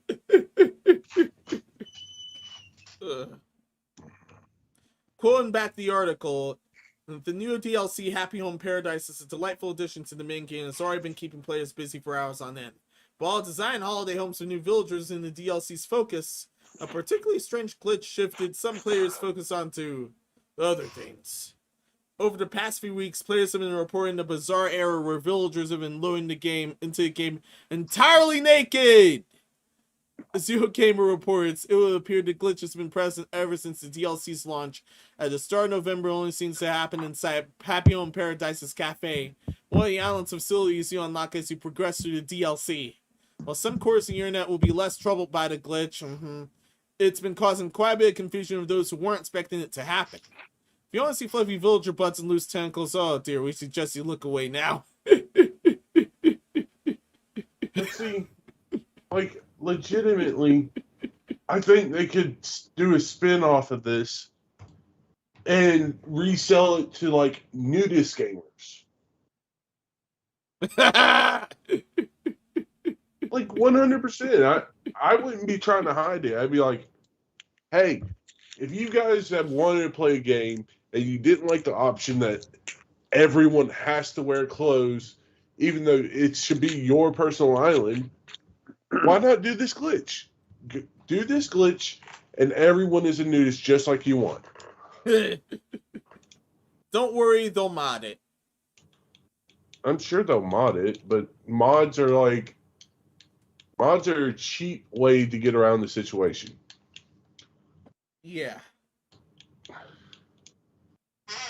I want 100% backbone from the freaking developing team to be like, I will sell this product as a legitimate choice. Like, no other reason, just a legitimate choice. Yeah. Yeah, that's definitely gonna sell well with certain individuals. Well, I mean, at least these characters naked isn't, you know, a problem because like it's just fur. Yeah, they're just fur and scales. But I mean, it is kind of funny. Oh yeah, the game does have a statue of David, and from memory, it did have the penis.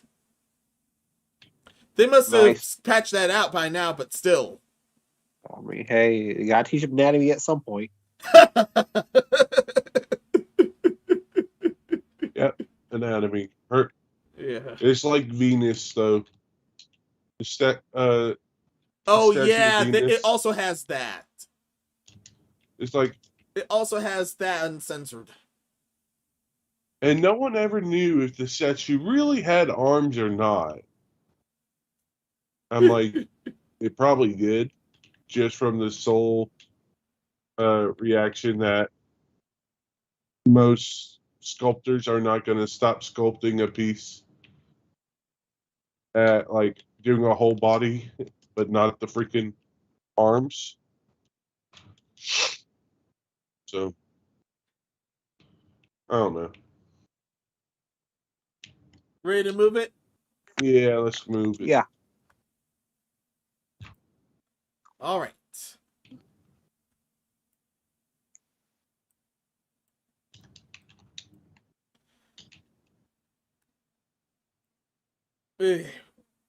This topic, man.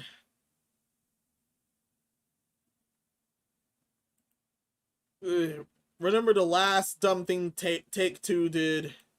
Well, this just topped it. Take Number 2 files trademark claim against Hazelight Studio for their game It Takes Two. Its name itself. They're just mad at Game 1 Game of the Year, aren't they? Yeah. How salty. dare you win Game of the Year? By GTA Trilogy should have won Game of the Year. Even that game sucked. We gotta get you with this BS copyright claim.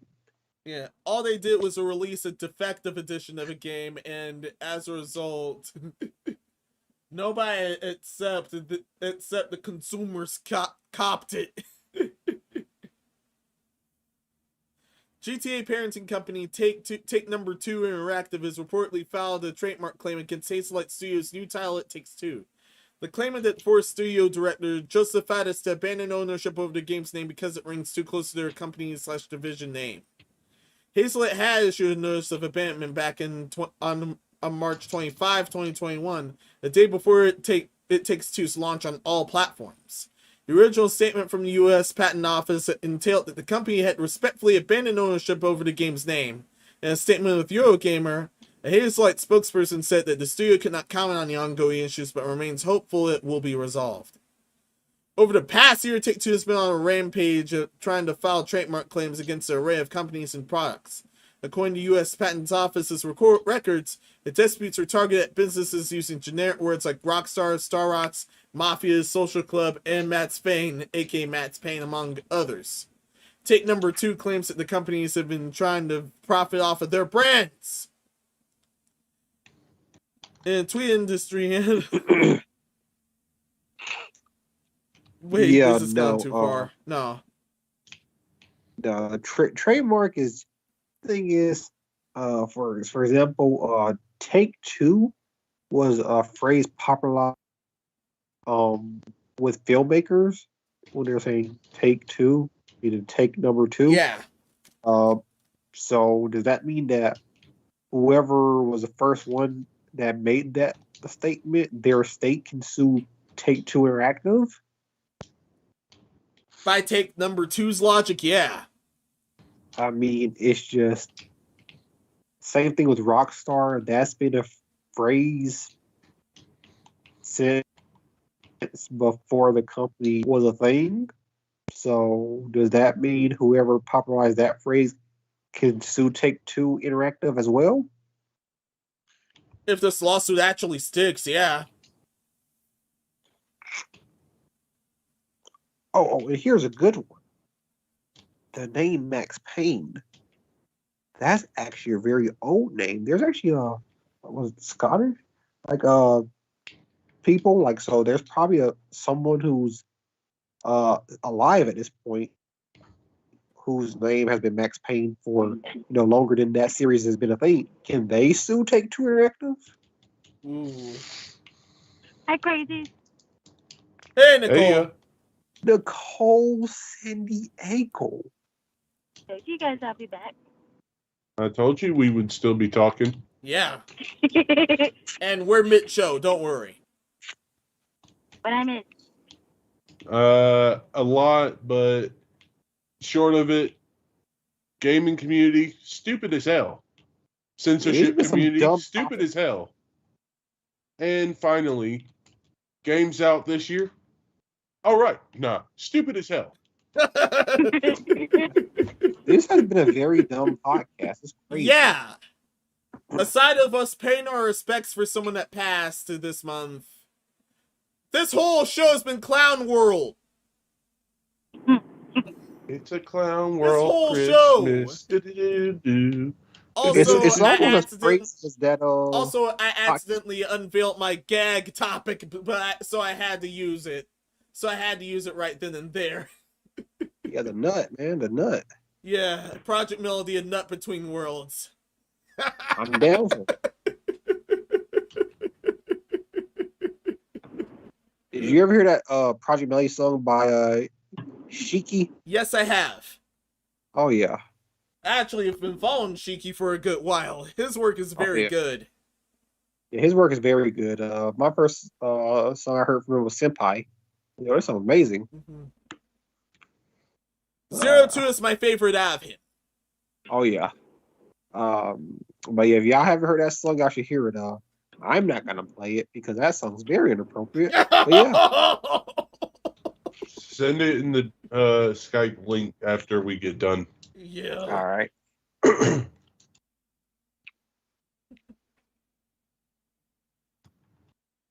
All right.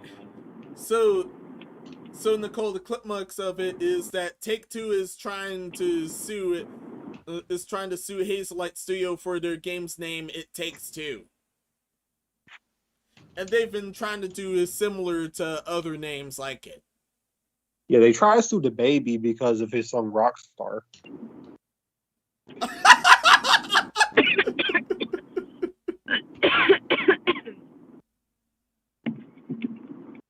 For the fact that I've never heard of it, do I need to care?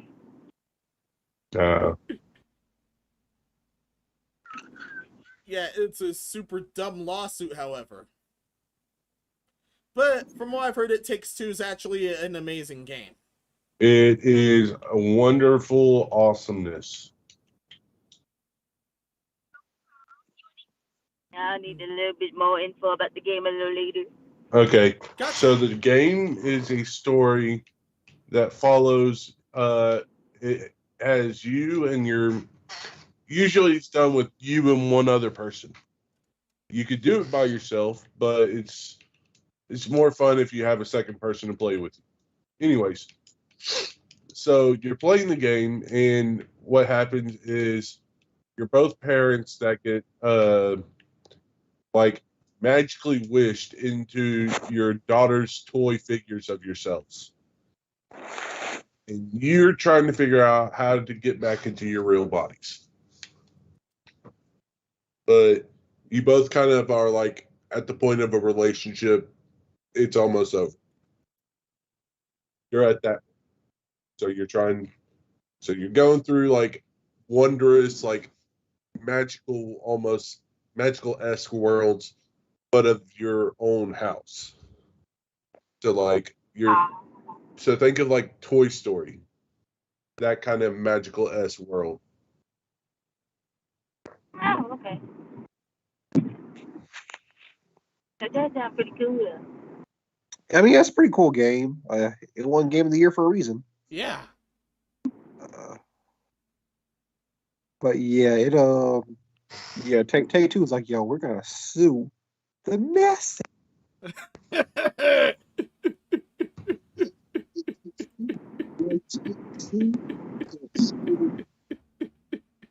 It takes 2 months to sue your ass. Just try. We go to court every day for those 2 months. If it's not this, it's them sending goons to your door because you might one of their games. I fight them. I ain't scared.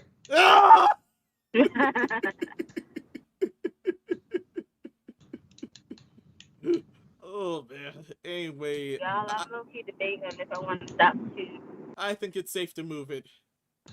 What do you guys think? Got anything else? I mean, I do, but nah. Right now, I'm just worried about food. I'm kind of hungry, so. Yay, food.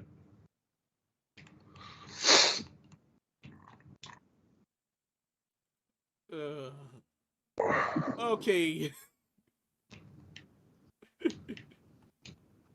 You're gonna get a ride out of this one. So fan merch. Is it about Riot Games? No, it's not about Riot Games. Okay. Fan merch has been a thing for the greatest while now, and look what they're doing with Genshin Impact.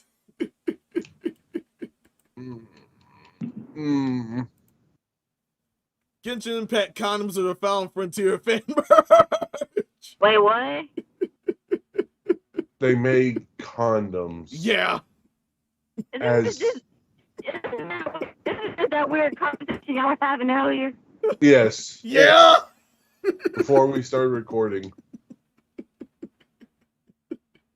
And I heard a question it earlier. I was like, man, let me not question it, because if I question it, I'm going to end up knowing too much, man. No, see, right now I'm still questioning it, and I just don't know which question to ask first. Like, number one, what makes them Genshin Impact looking? What makes them condoms for this game? Like, is there art on the condom wrapper? Is there art on the condom themselves? Literally, most of their characters are desirable. I think that's the main drive of this. Okay, but having something desirable and having a condom for that is different than having something desirable and having a more or less blow-up doll. You get what I'm saying? How? How? Wait, did you just ask how? Yeah. Okay. I'll ask for the heck of it between anyway. A blow-up doll and a condom, buddy. Yeah, there's one a is huge actually difference. Used for having sex, and one is actually used for pleasuring yourself. Completely different things. Then you also have to find two people that are willing to use those condoms.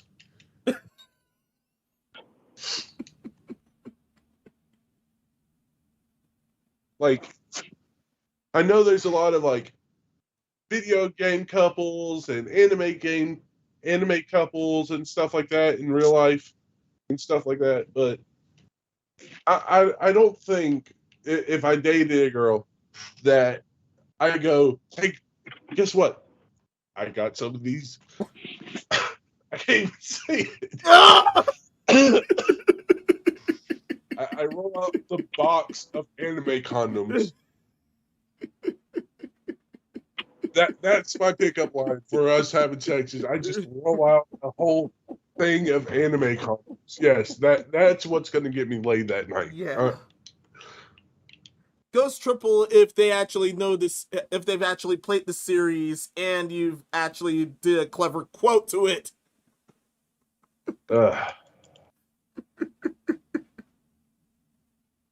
That would be a night to remember. Yeah, yeah. We don't want to keep talking about it, but it's just such a ridiculous concept, in my opinion. I just couldn't imagine girls like, hey, babe, don't worry, I got you right here. But, girl, if you don't get down my face. Like the anime girl's the one that's into that. Okay. Reading this anyway. To quote article. I don't think I would want my first this fan merch to be condoms. I'm just saying. What Pokemon Go doesn't have, though, fanmade comics that appear to be extremely high quality. Because of its popularity, a bevy of fan-created merchandise has been popping up since the game's launch and was recently given somewhat of a direct approval by the developer itself. And maybe look at that tone, bro.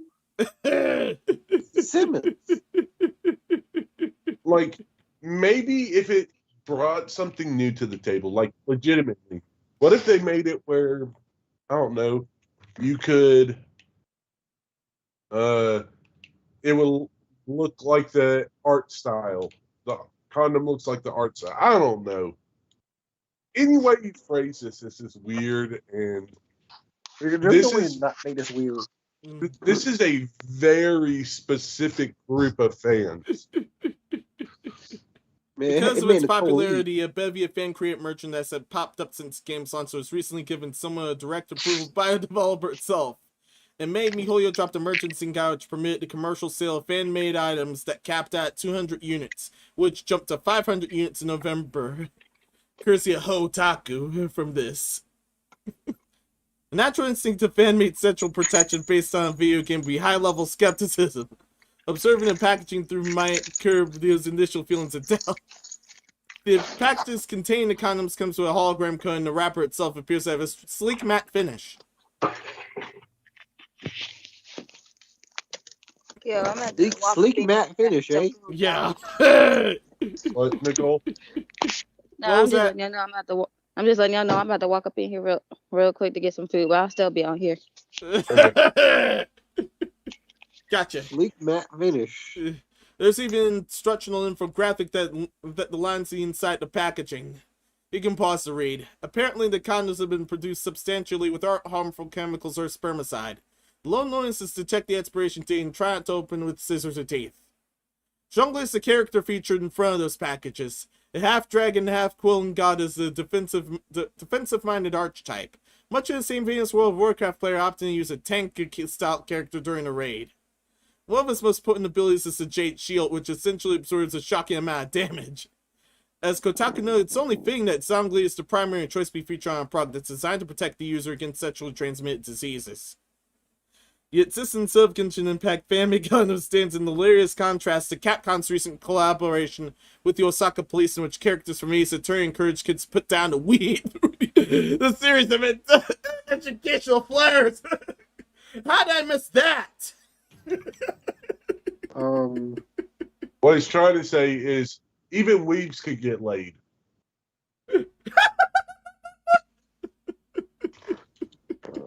Sugoi, I guess. But okay. Responsible sexual health is cool. I'm not sure I can say the same for video game IPs being leveraged by corpse. Unquote.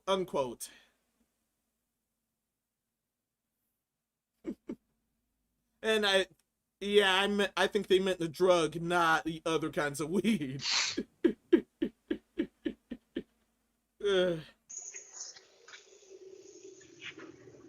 Yeah, very good on them for selling this junk.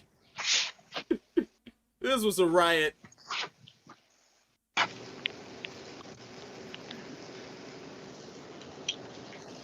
No one has anything else then. Someone explained to me what I was looking at. We were looking at the there's gonna be a lot of condoms. public happening on. Oh, yeah, right. We were still discussing the safety features of these condoms for some reason. I don't think there's gonna be many safety features, honestly. Most of these it's like that whole Belle Delphine condom she was selling. No, I think these condoms are rigged to rip. Because they want the nerds to have a chance of actually getting laid and getting the girlfriend. Back to the Baldo thing. I'm sorry, that was a little mean. Take that. Back to the Baldo thing.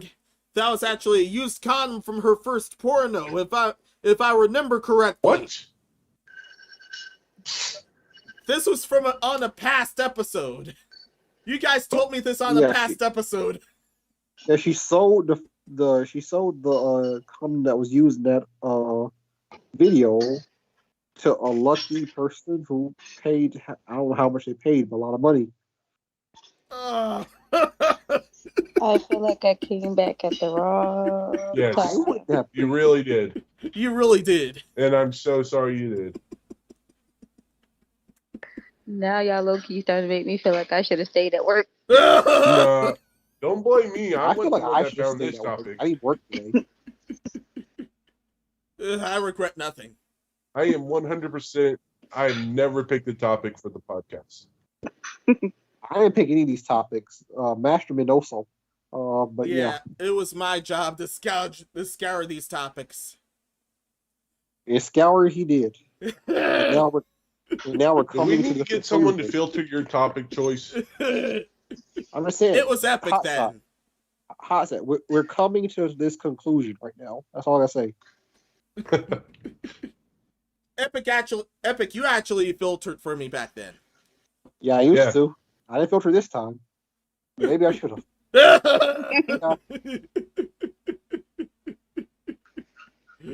Oh, I think it's time to move it.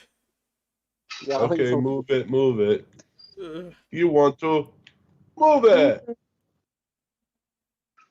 The spice was too much for some. Anyway, this is the dumbest one. Tesla slaying drivers play video games on a car's touchscreen, and yeah, there's no way this ends badly. What could go wrong? What could possibly go wrong? Yeah. We're driving we're on a self-driving car that isn't even beta tested as self-driving.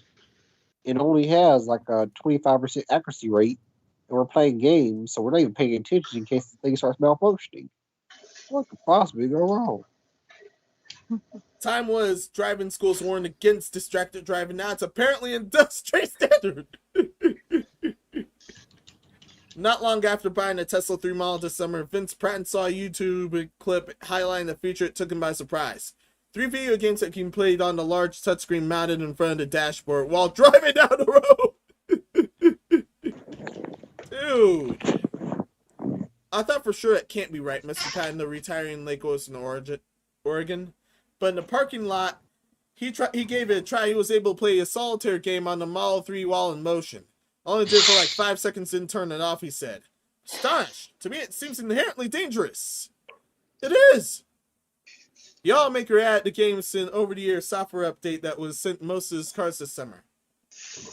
They can only be played by a driver or by a passenger in full view of the driver, raising fresh questions about whether Tesla is compromising safety as it rushes on to add new technologies and features in its cars. He was able to play a solitaire game. That's right, the world's most advanced car company is giving you the full Windows 95 experience while you're behind the wheel. There might be some slight side effects, of course. Like your car crashing, but I mean solitaire. While you drive. The future's now, folks.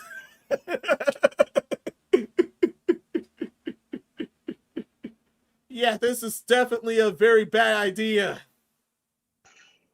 I know the car is self-driving, but once again, it's untested. It isn't exactly fully tested, and this can only go very bad.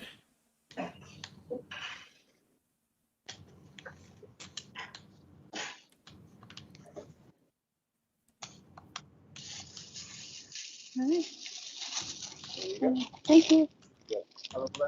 You too.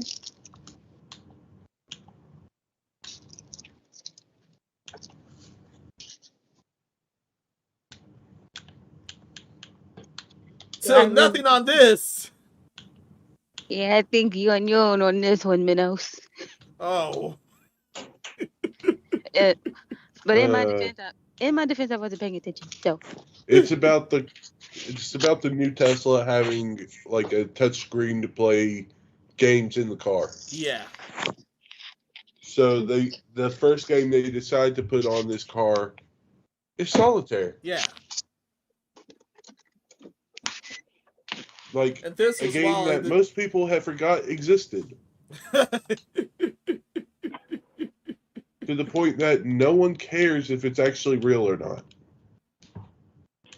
I love solitaire, just FYI, but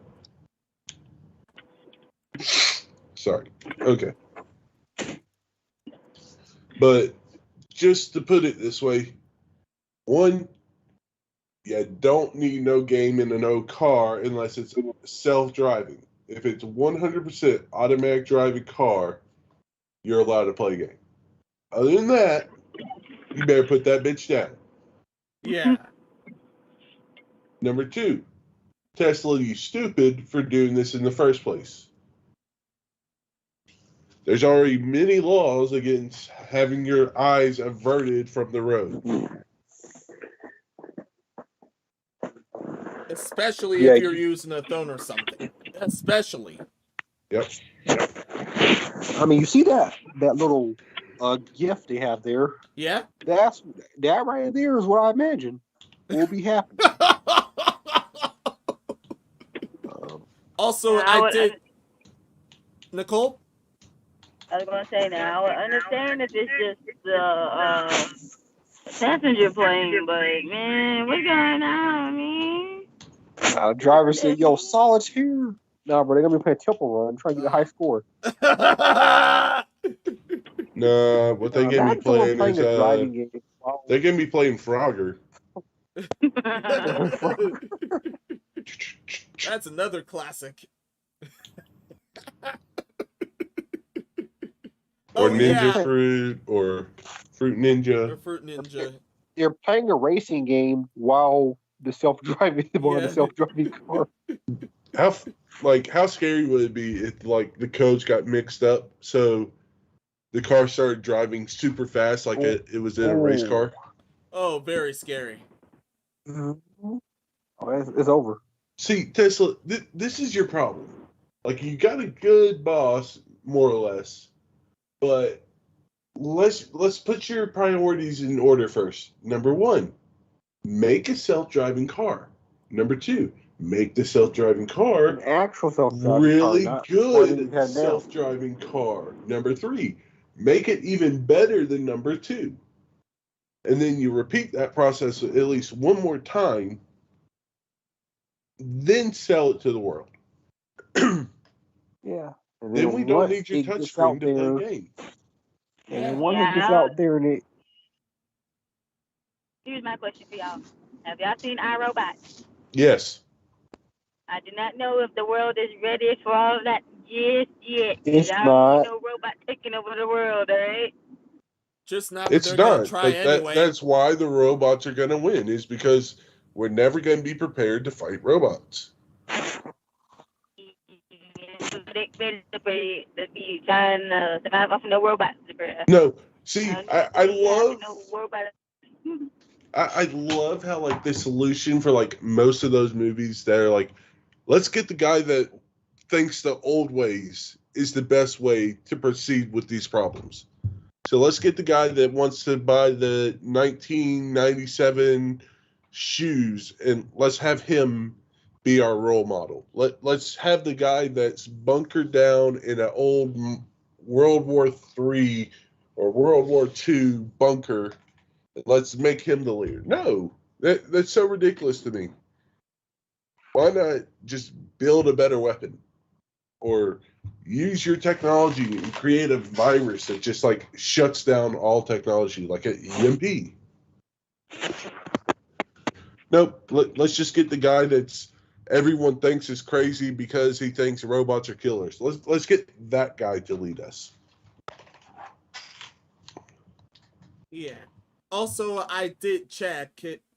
As you see, Solitaire is still built in many computers. I thought they quit that a while ago. Turns out they don't. No, especially in the case of Windows. I think Solitaire is still my computer. I think it's in most Windows computers. It's just not like... It's part of like the Windows operating system at this point. Yeah, I think... Yeah. If you delete it, you delete the ability to search. That's how infused in code it is. Yeah, because it's just there. I don't think most people know, but I mean, if you do know, you know. I used to play Spider Solitaire back when I was younger. Yes. Oh. Fun. I used to play Spider Solitaire. What was the? I used to have a 2D like pinball machine. Oh, and I would nice. always try to. I used to love playing that. Spider Solitaire, Minesweeper, the one pinball game. Man. There was also a cart match game. Man, I think Minesweeper is the bane of everybody's existence, man. Yeah. Yeah, one wrong click and you're done. Right.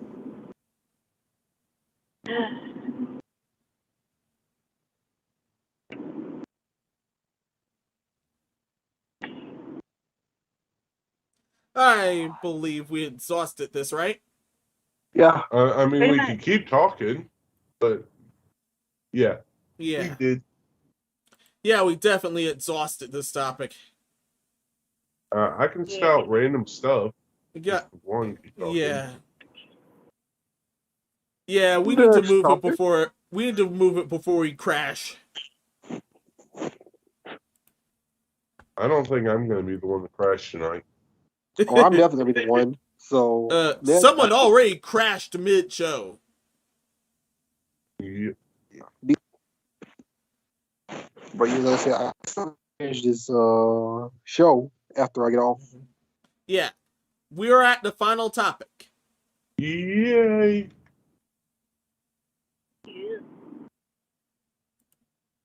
We're at We the got final Santa topic for Claus tonight. Squad right there. Don't worry, the joke topic, we already did that one, but the final topic for tonight. We're going back to Cyberpunk 2077. I thought that was on the ban list. Keanu Reeves is glad Myers want to romance him.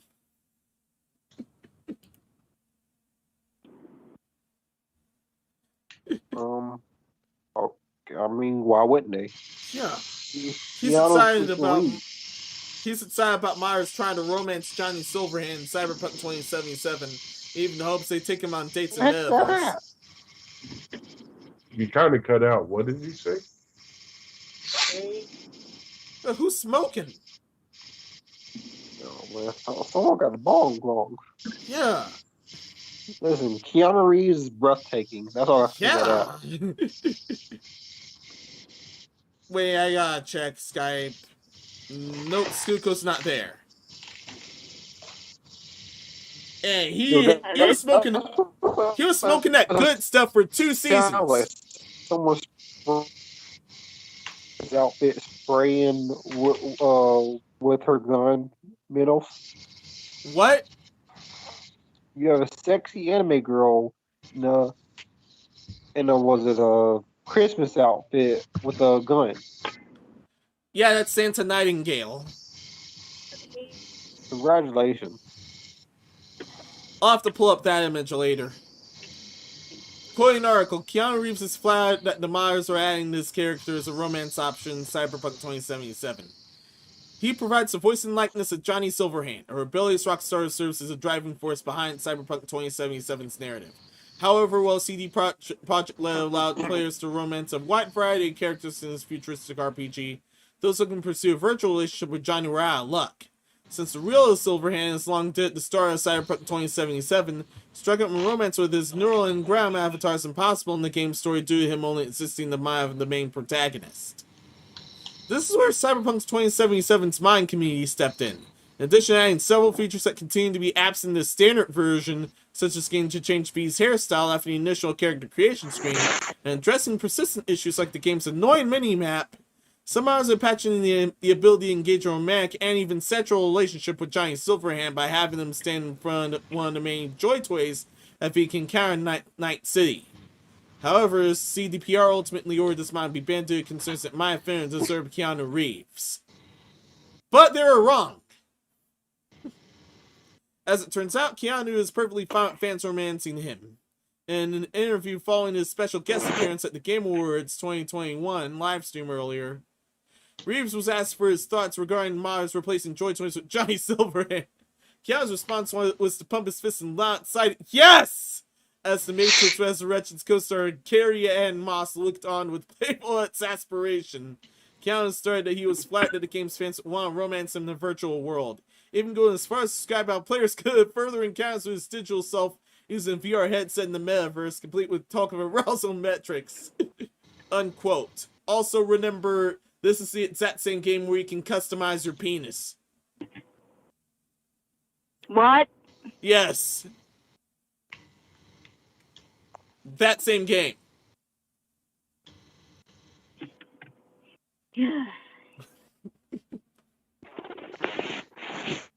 quoting back, while sexual relationships with Giant Silver Ant still out of question, CD Projekt Red have been working to address many technical issues that have been plaguing 2077 since its infamous launch last winter. Years since this route began, players started to warm up to the game, so as much as the game saw an increase in positive Steam reviews during the Stream Autumn sale last month.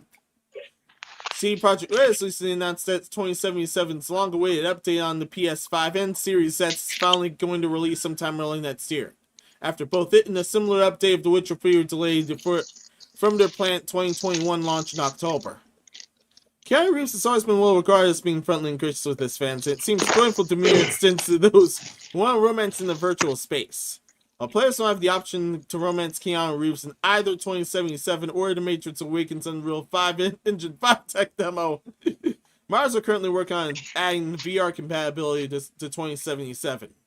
Meaning that Reeves' musings about players' engagement with Johnny Silver and the Metaverse might come true sooner than expected. Unquote. Yeah, definitely good on everyone involved. And making the game great. Great. Actually a good game. Yeah. First off, you're able to play the game.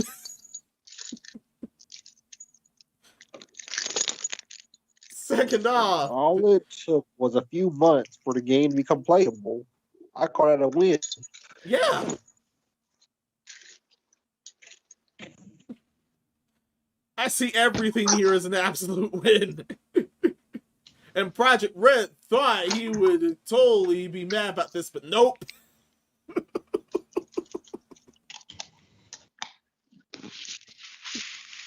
Self-love at that level is inspiring.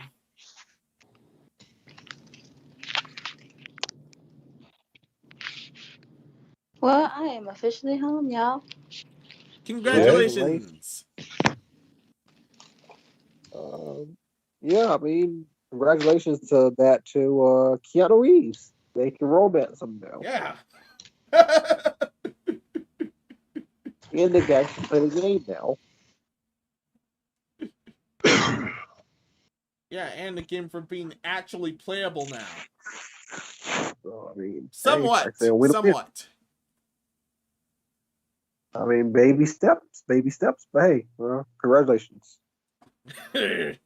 Baby steps should have been playable from day one, though. Yeah.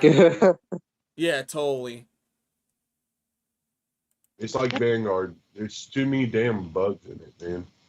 I mean, there's so many dang bugs in every game essentially that comes out now. All these modern games, because all they do is just keep patching. Oh, that's another point we didn't argue. Why do they want us to pay $70 for a game and it's got all these bugs? Yeah, they have to keep patching it for like 6 months before you can actually play it. Like, well, if the game wasn't ready, I'm gonna pay $70. Like, you have 6 months to play test. Yeah. How is it not ready? Yeah. This is the pick of Santa Gale Epic was talking about. That means I must have leaked my desktop again. Yes, you did. I mean, you consistently do that. I consistently see stuff. Wow. I mean, it's better than that one time you leaked. Like, I guess you were looking at something like a manga. No. No. The one time I had to edit that out was when Menos' Madhouse wasn't established yet, and the logo was on my desktop, so I had to edit that part out. You got to edit a lot of stuff out in our podcast, Minos, because you be off filter sometimes. I'm like, yo, Minos, no.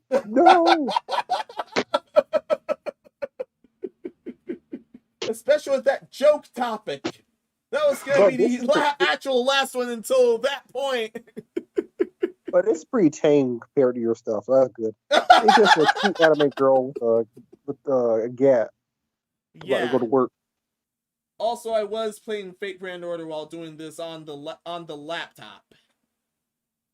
Also, what is she doing? Distributing vaccines or something? Yeah, pretty much.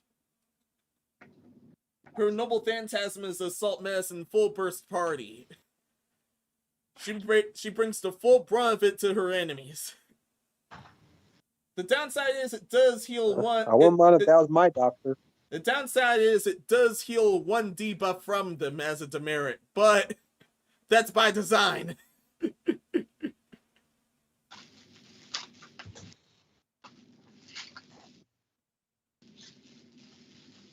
She mainly also heals in your party. And party. powers up herself. Or others. Sorry.